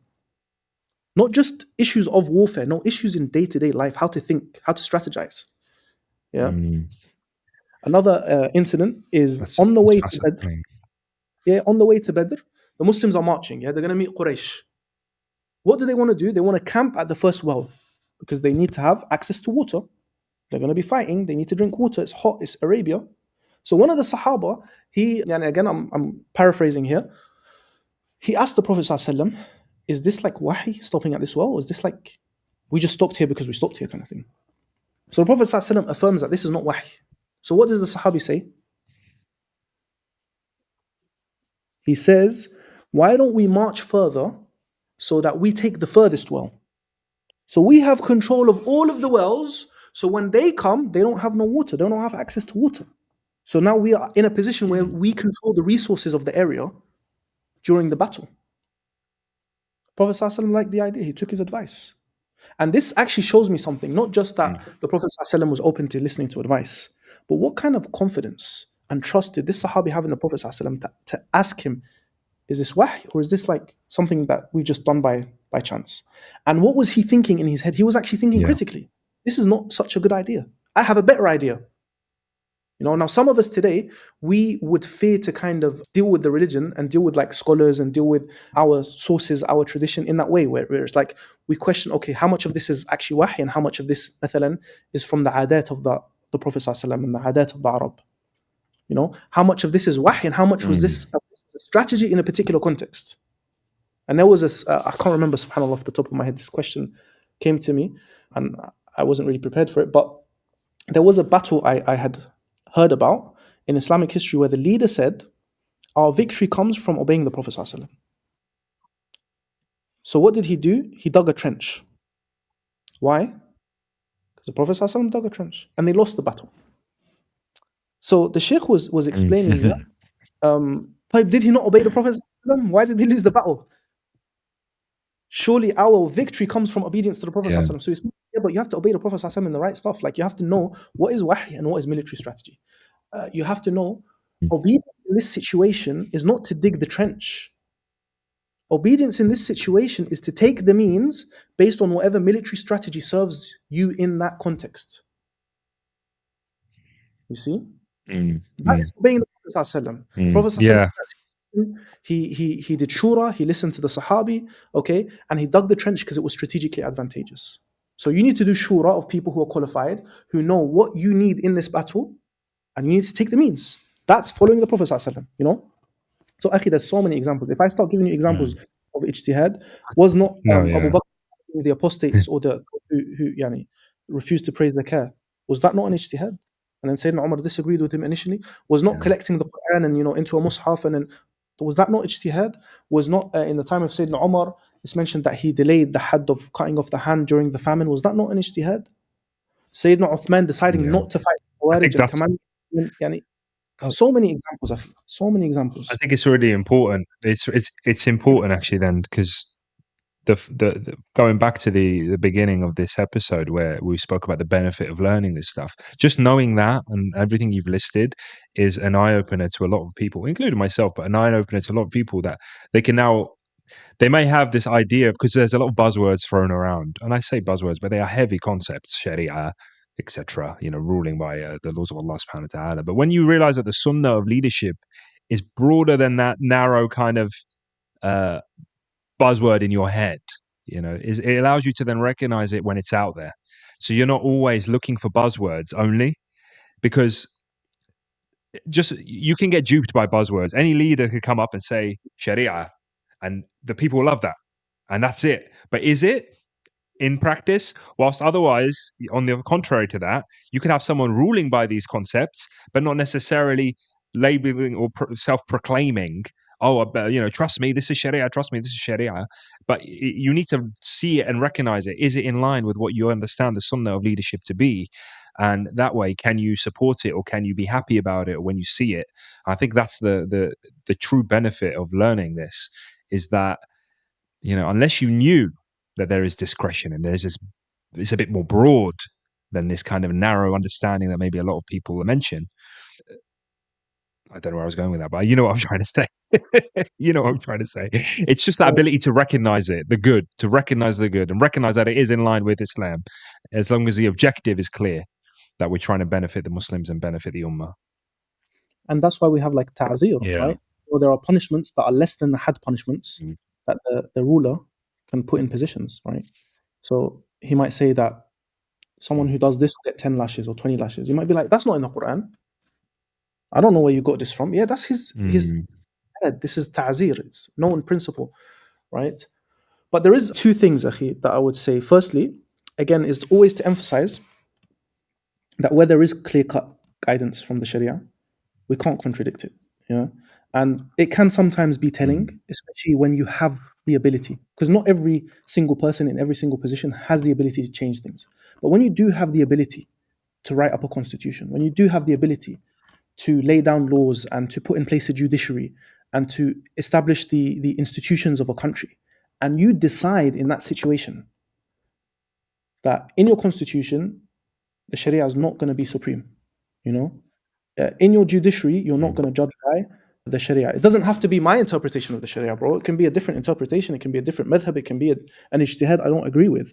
But when it's clear from the get-go that your source isn't قال الله قال Rasul, your source isn't the general principles of the Sharia, it's, you know, whatever else, that is problematic. Yeah. So yani, we don't want to absolve those yani, those who have the opportunity and the ability from that sense of accountability.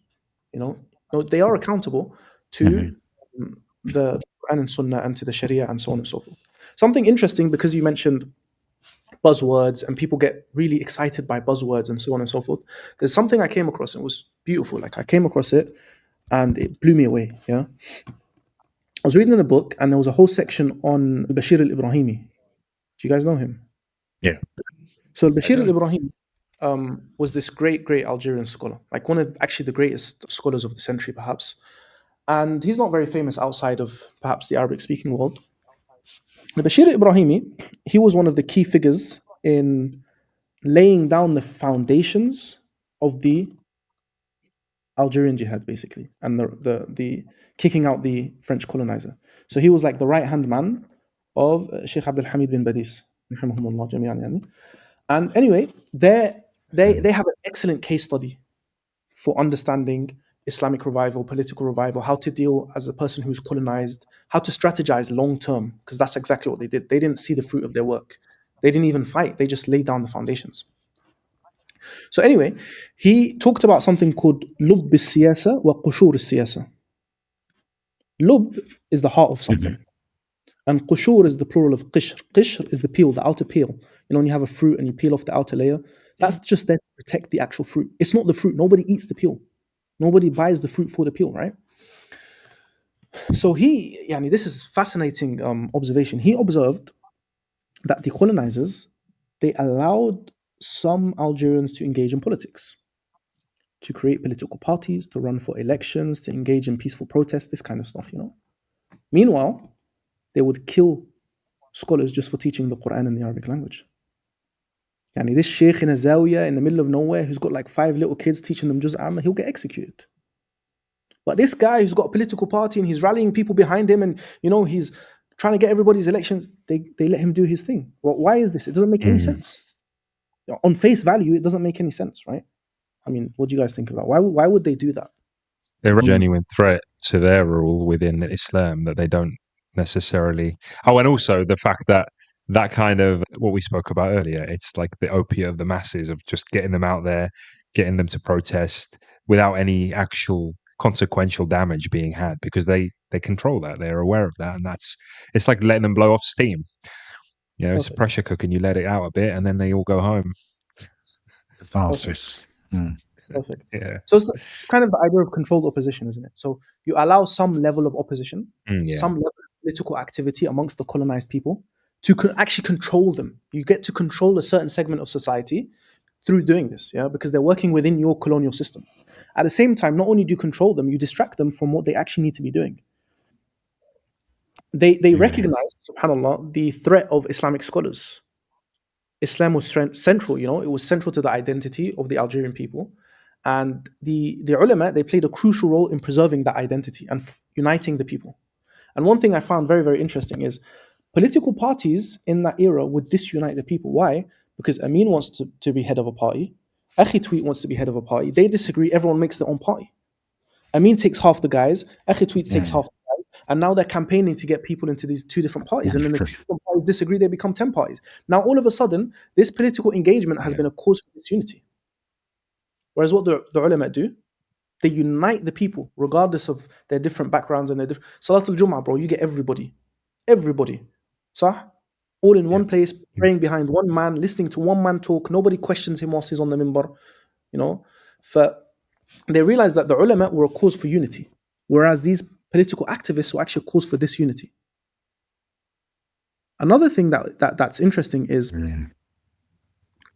generally the ulama of that era were a bit critical of, we could say, some of the foundations of some of these politicians. Like, you're engaging in politics, we're not necessarily against the engagement in politics, but you're engaging in politics in the image of your colonizer, in the exact way that your colonizer engages in politics back home, which is political parties and elections and vote for me and all of this kind of stuff. It's not even siyasa sharia that you're engaging in.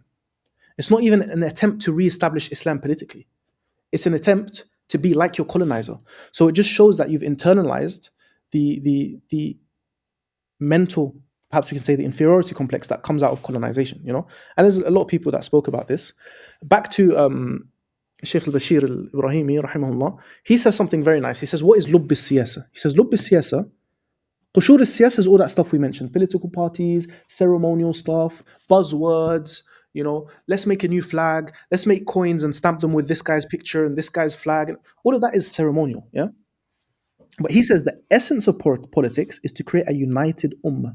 He called it a watan, yani that term. But what he meant by watan is a united ummah, yeah? This ummah can only exist if it Anyway. establishes its religion, its language, its customs, its values. It can't exist without those things, right? And he said that they must strengthen their beliefs, their iman, okay, and cultivate their people to have pride and self-respect and the willingness to fight and die for their values. Not just for their physical freedom or for some sort of material gain. No, for their values, for what they believe, for their identity, for their religion. And he says something really interesting where he says, if these elements come together, religion, language, customs, values, and iman, and faith, and the willingness to fight and die for this, basically, and that sense of pride and self-respect, it creates like an unstoppable inspiration that can't be stopped. You see? Yeah. So anyway, I found this interesting, this Allahu idea Akbar. of splitting politics into lubb al-siyasa and then the ceremonial stuff. We want the ceremonial stuff so much, akhi. We want the flags, which are important because it shows something, yeah. We want the coin with the whatever stamped on it. We want the Khalifa with the turban. We want the whole shebang, yeah. But we don't want the asas, bro, which is stability, the establishment of the religion, the protection of the borders of the Muslims. These things, like if I'm gonna make the biggest La ilaha illallah flag in the world, I don't like to give this example actually. If we're gonna, I'll give it, khalas. If we're gonna make the biggest La ilaha illallah flag in the world, okay, and we're gonna put all our effort, but as a cost, at the cost of it, the cost of which is we go to war with the entire world, we lose control over the bit of territory we had, it gets taken by our enemies, and our women are imprisoned. مثلا, have I now achieved lub siyasa, the heart of siyasa? No, It's Yeah. it's a beautiful example. It reminds me of what we spoke about before. I mean, where it's that divide between the diaspora and those living in Muslim countries, where those in the diaspora are very much interested and passionate about the appeal, the flags, the symbols, the words, the buzzwords, because that's the only bit of it they're ever going to feel. The visual observation, the visual symbols are the only thing that's going to give them the euphoria and that comfort. But they are detached from any effects of peace and stability because they're not living in that country. They might be in the West and they've already got the comfort, or the economy is okay and they've got a 9 to 5 job or whatever it might be. Whilst the average Muslim in a Muslim country, sure, the symbols are great, but actually feeling stability and the ability to just go and buy bread and come back in safety and security without getting robbed, without getting bombed, without getting assassinated, whatever it might be, that's a reality on the ground that those detached, the Muslims living in the West that comment on the Muslim world, don't necessarily feel, but is far more important when it comes to the honor and the blood of the Muslim to protect that.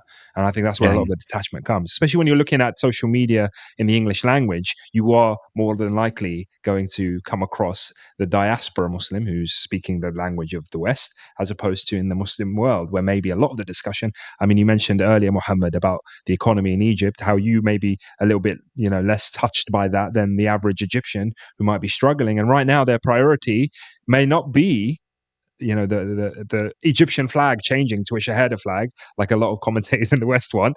It might just be the ability to actually provide for their family and have a bit of economic sovereignty in the country and ability to make decisions for themselves without pressures from outside sources. And that's part of the Sharia as well. That was part of the Sharia. Yani, when the Prophet 'ﷺ entered Medina the first time, what was the speech he gave? What does it start with? The salam. Afshu salam. Afshu salam, wat'im ta'am. Like share food, literally. So yeah, you need the I mean, you call it dunyawi elements, even though that's kind of putting it down a little bit, right? But you need those elements of stability, of safety, of basic food. We're not talking about, shopping malls and stuff, but just food, shelter, clothing, etc. 100%. And that's the thing, bro. The worst thing, and that's what I was thinking, is sometimes people will come and they will say, Islam, Islam, Islam, we are Islam, we're establishing Islam. And then they won't establish one of the main things that the Sharia came to do, which is establish justice, establish adl, remove oppression. They won't do that. They might say Islam, they might actually even change some laws or something here and there. But then if they're taking... they're corrupt, basically. They're taking bribes here and there, or they're getting contracts for their brother or whatever. That, bitters people, the taste of that quote unquote Islam in people's mouths as well. So they're inseparable. They should be inseparable, both sides. Some people, would focus very heavily on, maybe it's not the time for the laws and this and that right now. We just need food. We just need stability. We just need safety. And then other people might go the other extreme. But really, both are important. And I think something that people forget is that, it's not a preference to want Allah's law to be supreme, right? It's not a preference. It's something like we discussed at the beginning. It's not a preference. It's Allah's right. It's Allah's right that this whole world should be ruled by what He decreed. And so we can't just ignore that. If we're comfortable, it's not enough to be comfortable. If you're eating okay, if you're safe and all that, it's still not okay. It's good, right? And it shouldn't be downplayed. But also it's Allah's right. So you can't just be like, yeah, I'm comfortable, so we'll do that a bit later, So they're both important and you can't neglect either, I guess. Yeah, anything you want to add to that, Mohammed, about that point? And then we can maybe finish up with the difference between how we view politics or siyasa and how the West does, or the Western tradition or civilization or whatever. Yeah, I mean, there was a lot said. I mean, as usual, we don't want to go to any extreme. Like, we don't want to imagine that the Sharia just came for giving people food and stability and money, and we don't want to, because that happens as well, right? We kind of imagine that. We don't want to put the people through any sort of hardship as rulers. It's our responsibility to make them comfortable. The average person only really cares about having food on the table, which is true. All of that is true. But also, the other side of the equation is, like you said, Amin, is we don't have a choice. Like, when you believe something is haqq, even like the non-Muslims, they didn't do a referendum as to whether America should be a democracy or a dictatorship. They didn't do a referendum as to whether to be a capitalists or communists. They didn't do a referendum on so many things. You know what I mean? The same as Europe. Yeah. In Europe, they had these violent revolutions, and whoever wins, bro, dictates what they believe to be the haqq. They didn't have a referendum and ask the average farmer on the street whether we should have a democracy or not. But if that's them with what they believe to be true, and they do believe that stuff to be true, for them, that's their deen, that's their way of life. What about us when we know we have the haqq, we have the deen of Allah subhanahu wa ta'ala, we have the hukm of Allah subhanahu wa ta'ala, which is His right, as we said. How is it that we can even imagine this should be a topic of discussion?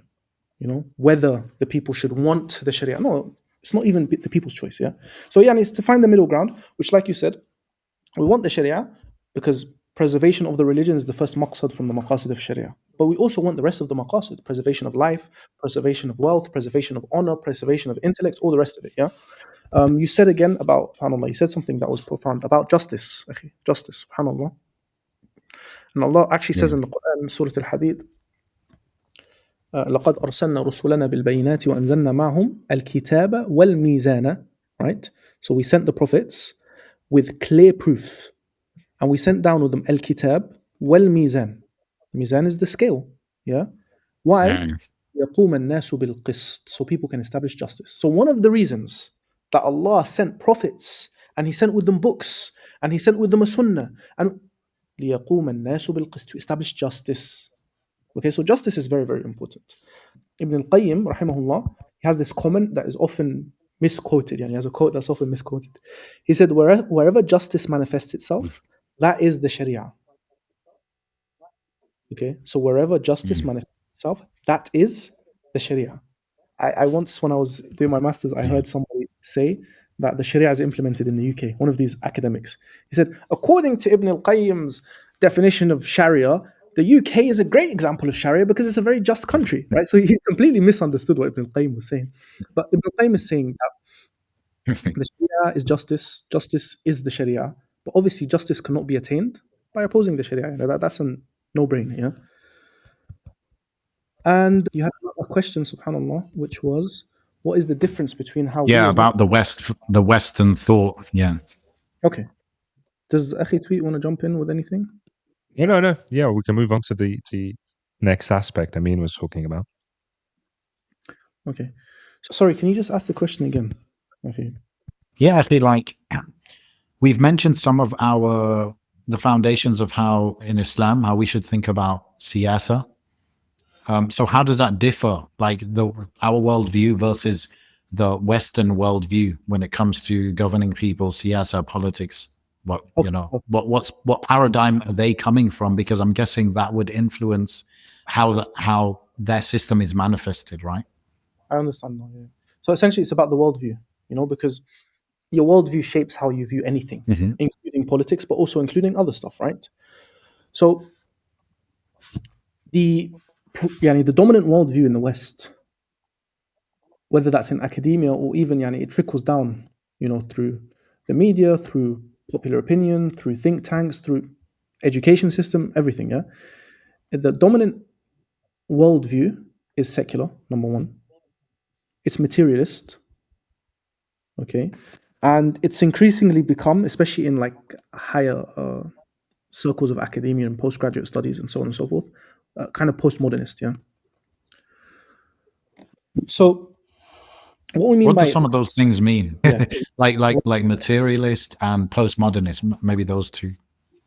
Okay, so firstly, postmodernist, one of the main defining features of postmodernism is that it questions the existence of objective truths.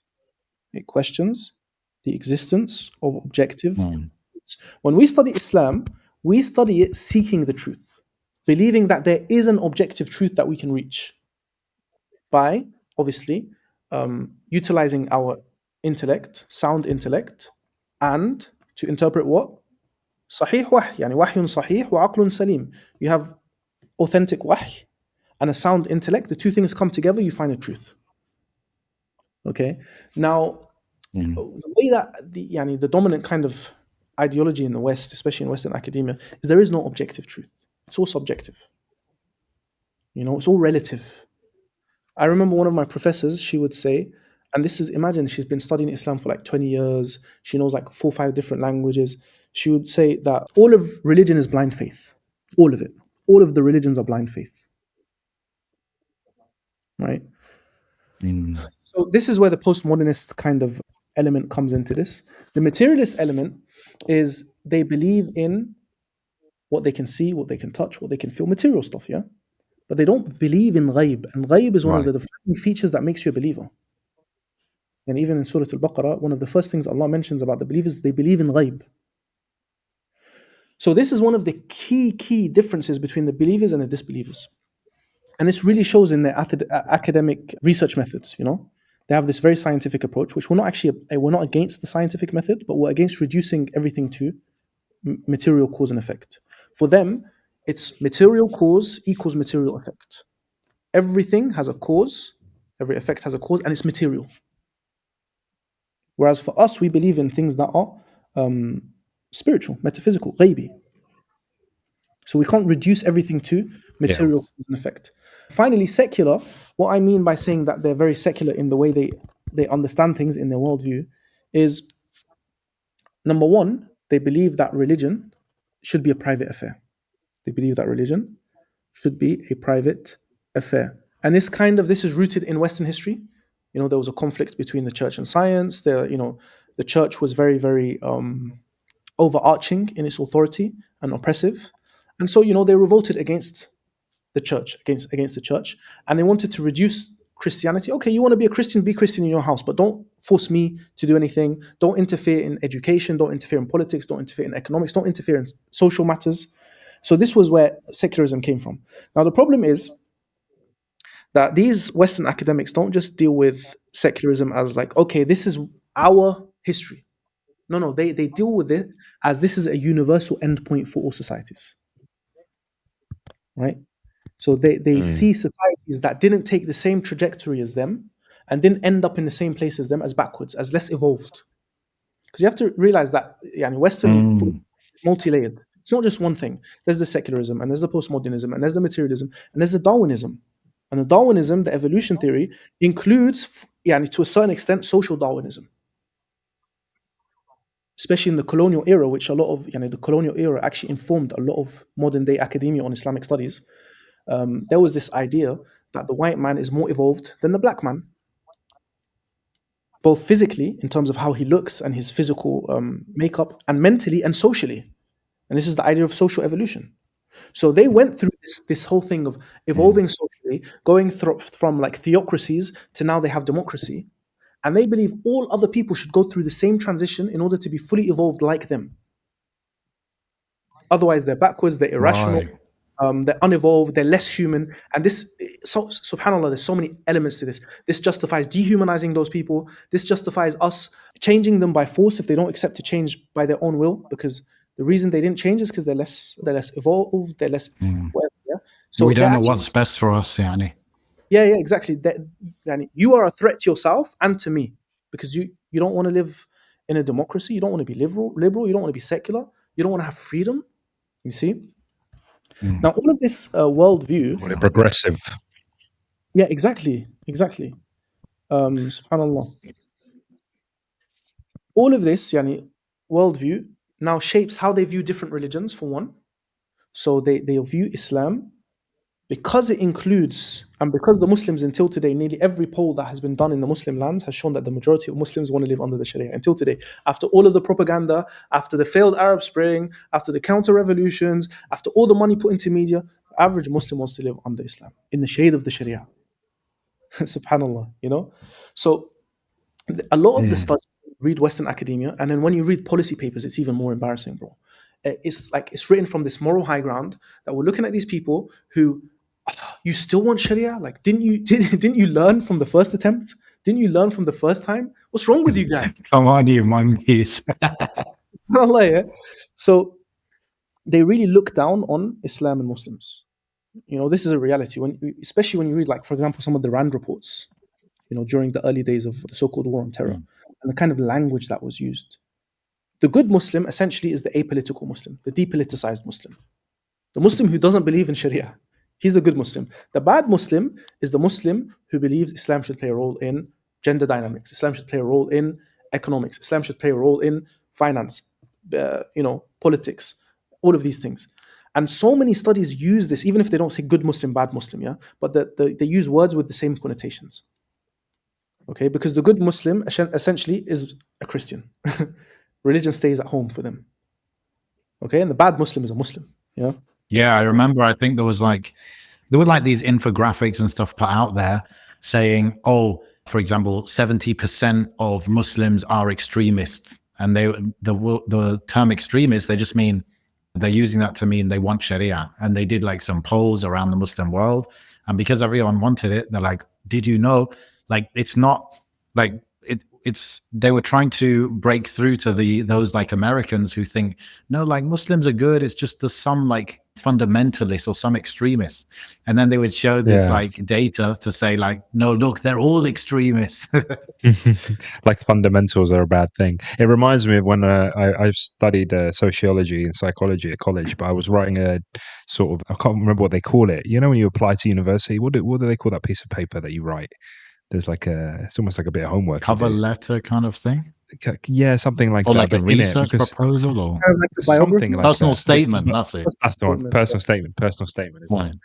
Yeah, but in my one, because I was doing sociology, I wrote a bit, a somewhat lengthy kind of discussion on capitalism and critiques. But a lot of my critiques were drawn from Marxism and other stuff that I'd learned then. I'd only just started practicing at the time, but I didn't know much about Islam governance and stuff, so I didn't include any of that in there.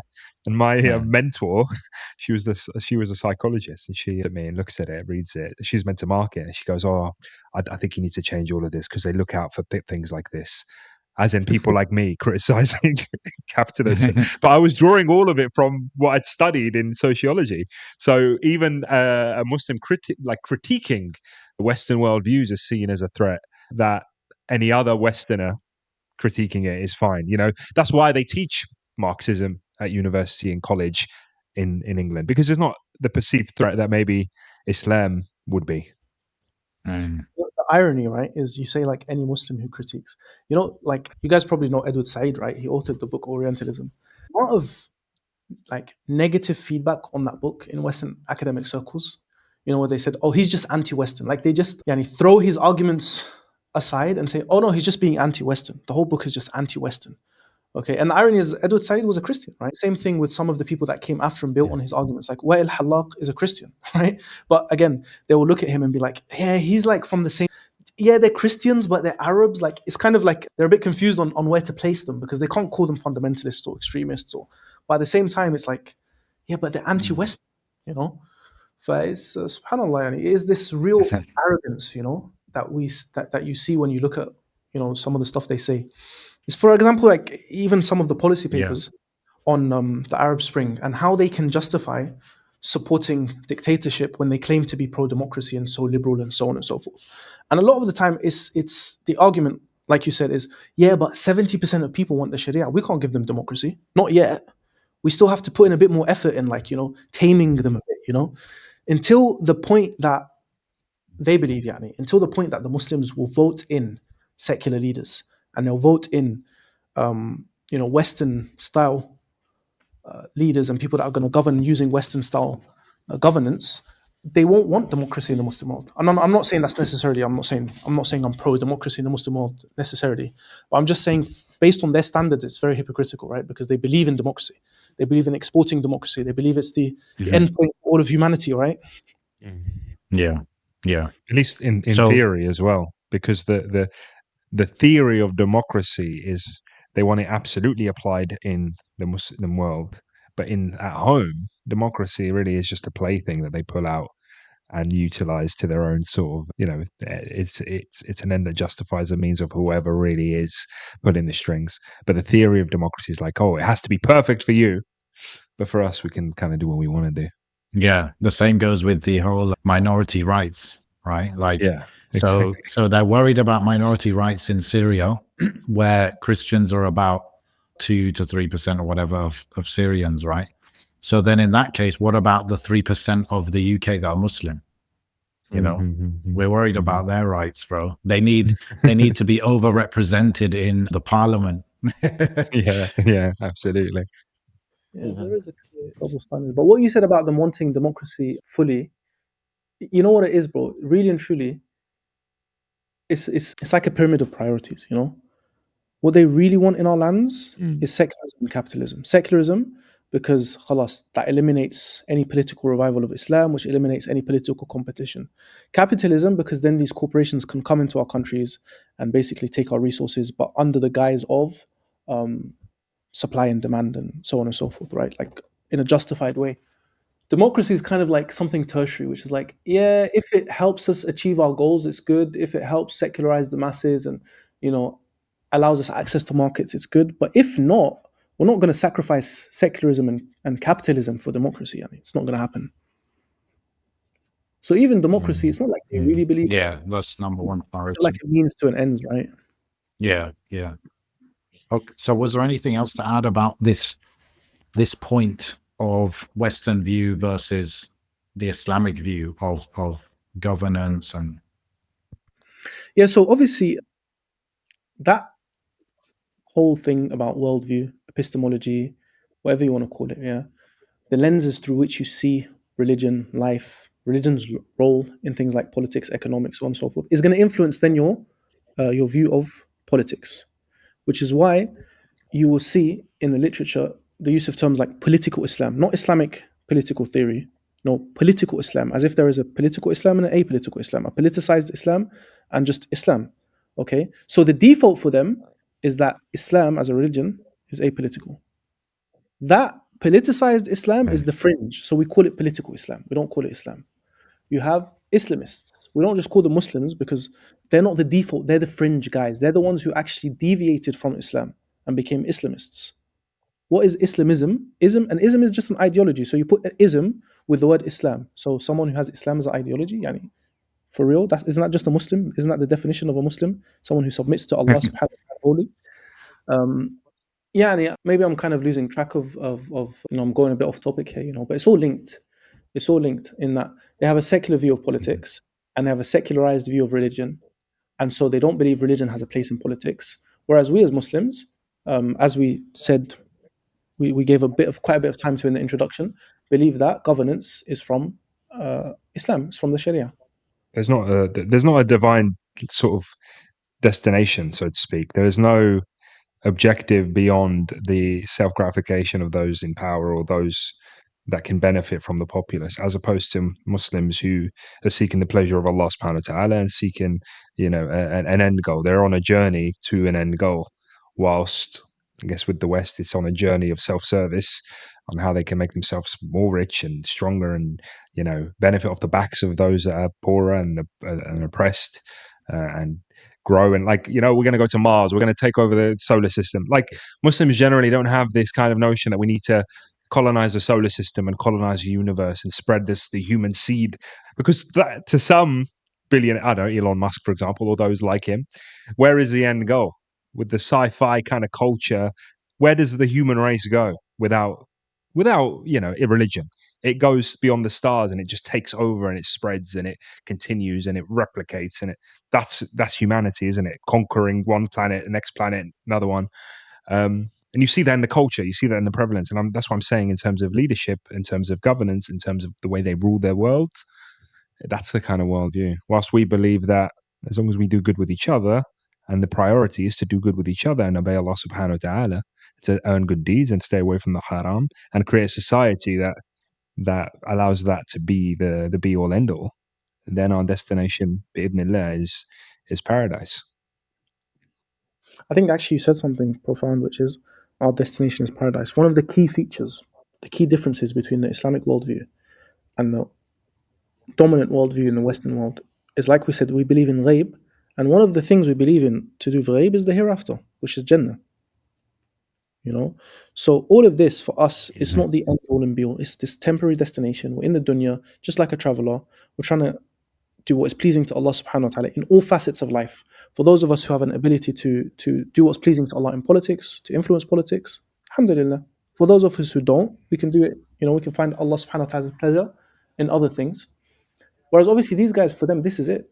This is literally it, They have to fulfill all their fantasies in this one life of theirs, which probably might be one of the reasons that explains why they do this very far-fetched stuff. Like, why do you want to colonize different planets? Like come on, bro. You're only going to be on this planet for 40, 50, 60, 70 years. Yani, don't you want to use your time with something more fruitful? But obviously, for them, this is everything, right? This is the only chance.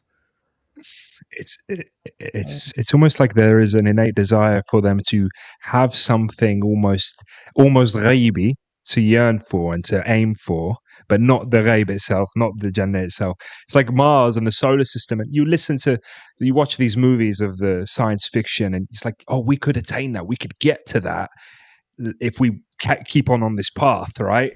And that is almost like a Jannah to them. You see these utopian. Yeah, the promised land is like this, everything on demand and 3D printed food and, the Jannah on earth, the kingdom of God on earth, so to speak. Yes, and that's it. That is the dream. It's like there is something innate in the human being, that the fitrah, but they don't have guidance for it. They don't know that Allah subhanahu wa ta'ala has got the Sharia. So they try to take matters into their own hands by creating Allah's Jannah on earth in that regard, or in the dunya, so to speak. And whether that be on earth, it could be on Pluto for all I care. That's what they're aiming for, as long as they can get it, right? Yeah. It's pretty sad, bro. It's pretty sad because the dunya by definition is like a lowly place, right? It's a lowly thing, and there can be nice things in the dunya, but yeah, it's low. Like the word dunya comes from the word meaning to be like lowly. So yeah, Allah yahdihim. Muhammad, I don't know if this is like the type of thing you wanted to get into, but I was just wondering, could we wrap it up with what is the domain of the Khalifa or the Emir or yani whoever's in that position of ultimate responsibility and in the time and place? What is their actual responsibilities? Like, I'm saying this in the context of today, governments are so huge, right? They take taxes, they pave the roads, they do the sewage, electricity, they fight wars, they manage the economy, the interest rate. Um, they tell your kids whether they have to go to school or not. Like they're everywhere, right? The government is very big these days, relatively, right?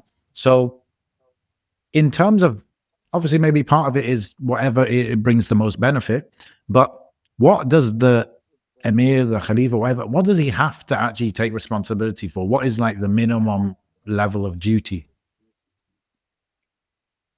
Yeah, it's a good question, especially in this era we live in, and it's an issue of like it's one of those hotly debated topics, because the modern nation Okay. state is very very different to the world order that our Sunni political tradition was kind of written in.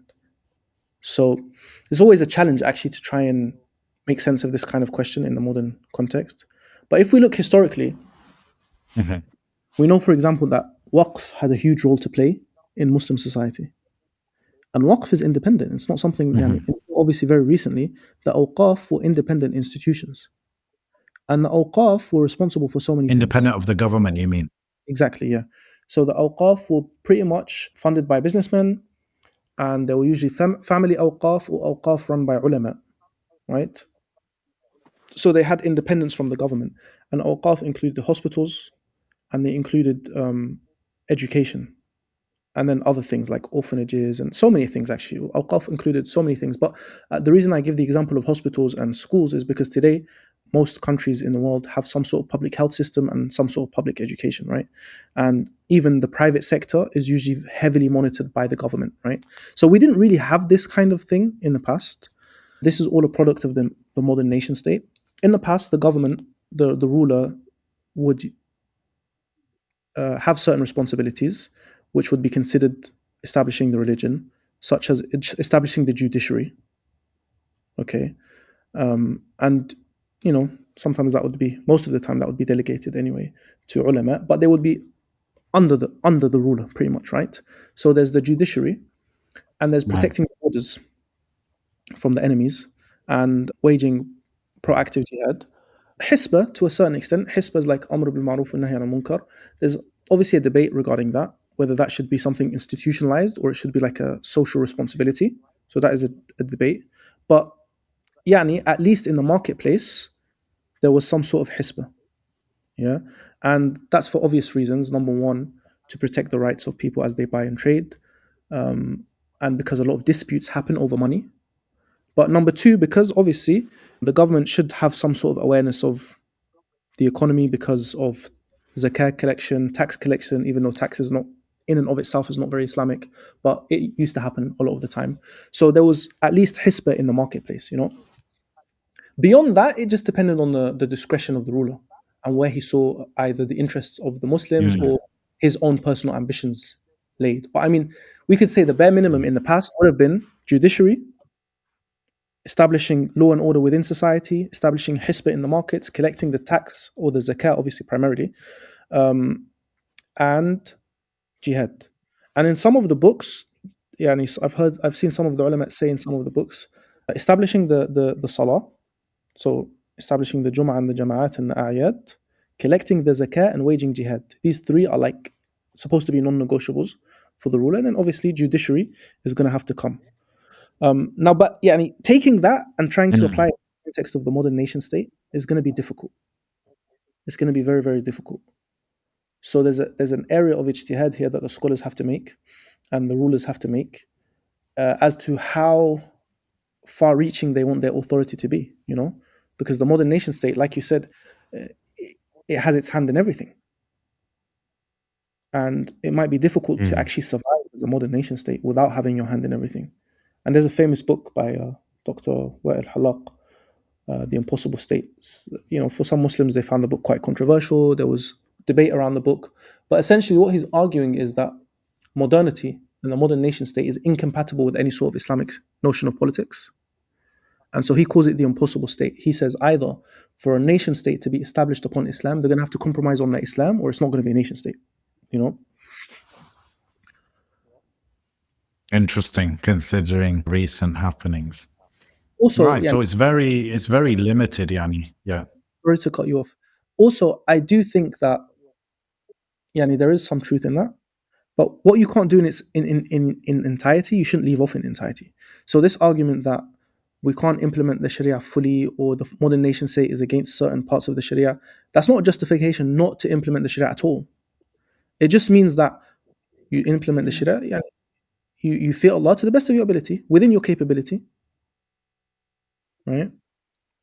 Yeah. And also, there's another nice. So Sorry to cut you off again. There's another nice debate that's coming up in international relations theory, which is the rise of the civilizational state. So now with the rise of China, Russia, India, and Turkey, these states don't really view themselves as nation states in the same way that the Western nations do. So especially from China, because they have a very rich political history and they have like some very strong universities and they're trying to push soft power. They're pushing this idea that we are not a nation state, we're a civilizational state. We belong to a civilization that existed long before nation states and will continue to exist. And we try to exert influence outside of our borders. And we have a shared history and culture and philosophy and so on and so forth. And then obviously some Indian political scientists have come into the discussion, some Russians, some Turks. So we're seeing this very, very, very, very new discussion on the future of states. And it does seem that with the move from a unipolar world to a multipolar world, with the decline of America and the rise of these different countries, we will see the rise of the idea of a nation, a civilization state. And we already see, like Turkey, for example, their foreign policy is not the foreign policy of your typical nation state. Yeah, and you can see that, at least in the mind of the policymakers, they see themselves as an extension of some sort of, it doesn't need to be an Ottoman nation or Khilafah, but some sort of Ottoman civilization, some sort of Ottoman culture. They see themselves as having some responsibility towards certain regions, especially like Central Asia and some of these countries. So it's interesting, observing what's going to happen in the next few decades, inshallah, in the context of our opportunities as Muslims, to establish Islam politically, and the opportunities that we might have to actually revive some sort of notion of khilafah, and it's not far-fetched. The Prophet ﷺ predicted that at the end of times, or after this era that we're going through, there will be khilafah ala minhaj an-nubuwwah. So it's not even far-fetched to imagine that could happen in the next few decades, inshallah. Inshallah. May Allah use us for good. Actually, bro, we do need to wrap this up here. It's one of our longer episodes. But the hadith you just mentioned, we could spend a good 20 minutes on that. But I just wanted to ask you, because I was asking some other brothers, the hadith, okay? So there's the hadith of, I guess, the points of the different types of governance, you could say, from the time of the Prophet ﷺ until the end of times. Is it pretty much universally agreed that the time we're in now is that time that the Prophet ﷺ called, what do you call it? Al-Jababira? Is that universally agreed? And when was it agreed that it started? I've heard it started when the Jaffa fell.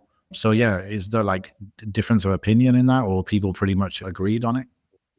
I don't want to claim that I've read everything written on the hadith, because I haven't. So I don't really know how much exists in terms of different interpretations of what happened. But what I do know that there seems to be ijma' about is that the first 30 years was al-Khilafah al-Rashida. And that 30 years includes the time of Sayyidina Abu Bakr, Sayyidina Umar, Sayyidina Uthman, Sayyidina Ali, and Sayyidina al-Hasan. Sayyidina al-Hasan brings it to 30 years on the dot by the day. Right? Allah. Allahu Akbar. Right, so that's a prophecy actually that, how could the Prophet ﷺ have known it would have been 30 years on the dot by the day, from his death, except by wahy. So that there's to the best of my knowledge, within the Sunnis at least, that's ijma', issue of ijma'. After that, there may be some difference of opinion because there is this back and forth of whether the khilafah is restricted to the Khulafa al-Rashideen, whether that's the perfect khilafah, the khilafah that is Rashida and the rest is still considered khilafah. Yani there is a little discussion about that. So I can't say, to be honest, if there's Yeah. where else would we fall in the timeline of the hadith, yani in the 4 different stages. We're obviously not in al-Khilafah al-Rashida, and we're not in Khilafah ala Minhaj al-Nubuwah.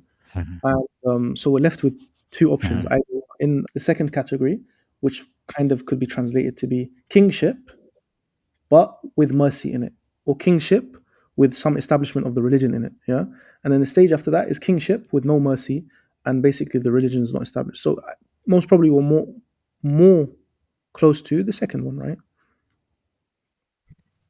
Uh-huh. And there are Yeah, I different. find it interesting. I don't know if there's another narration that mentions that the second one.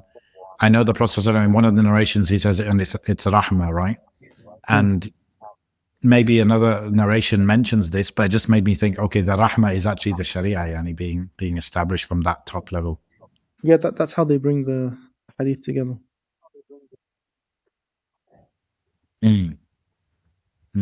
Yeah, Allahu Akbar. Okay, bro, is there anything you want to add before we end? I mean, there's nothing specific. It's quite a long episode, so I don't know. You guys going to cut it up, or is it going to just go out like this? It's how it is, baby. It's sort of raw. How can they find? They go on historyun.com. Is that where they're going to sign up to your? How do they embark on this journey with you? Yes, our brother Ustad Ibrahim Abu Zakaria, the historian, yani. Historian is his platform, and it's a very good platform. They've got a lot going on other than my course, yani. So I do recommend that people check it out. Ibrahim has a lot to offer. You can benefit a lot from his courses, and then yani, inshallah, I'll also be teaching with them next year. So just historian.com. You can search for us on YouTube as well, inshallah. When's it starting? February 1st is going to be the first lecture, inshallah. It's going to be an introductory lecture. And then it's going to be the first Saturday. The Islamic Governance program is going to be the first Saturday of every month, inshallah. And actually, okay, good. So people will have time. Yeah, we can probably wrap up with just explaining what the course will be about. So we're going to actually cover a specific text. So it's not going to be like all over the place kind of random things. We're actually going to specifically cover a specific text. We're going to go through it in quite a bit of detail. That text is Al-Ahkam al-Sultaniyah by Imam al-Mawardi. And this text, the reason it's an important text is because it's considered the first text written on a siyasa Sharia. That's the first reason it's an important text. So this is where the tradition essentially starts. Also, it's one of the easiest texts, like the most accessible text on the subject. So this is actually a jackpot opportunity, which is you have a text that's easy to study, which your beginner text should be, and it's the first text that was written on the topic. So this is very, very important from a historical point of view. So it makes it like the perfect entry level text, inshallah. Okay. Jazakallah khair. May Allah put barakah in it. Inshallah, we'll put the link as well in the description, just so people don't need to like guess the spelling or anything. You can just click it. And I just went on the website, and it's like very affordable. I don't know I don't know if all I can see is £10, £20 a month, and that's like very affordable. So Yeah. mashallah, very good. Is it, Muhammad, that you sign up for a specific course? Do you sign up for just like one of these bundles, annual program? That's what it's called, actually.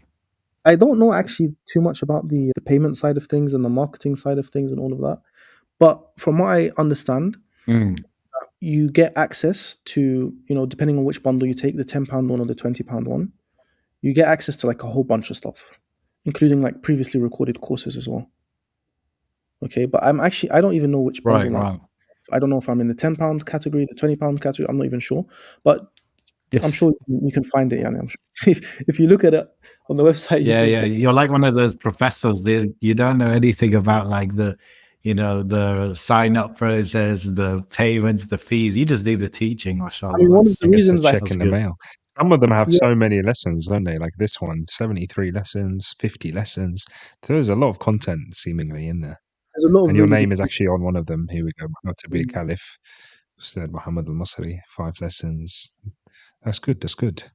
There's actually a really exciting course as well, which is not the seerah, but it's pre-Islamic history, essentially the pre-Islamic history of Arabia, and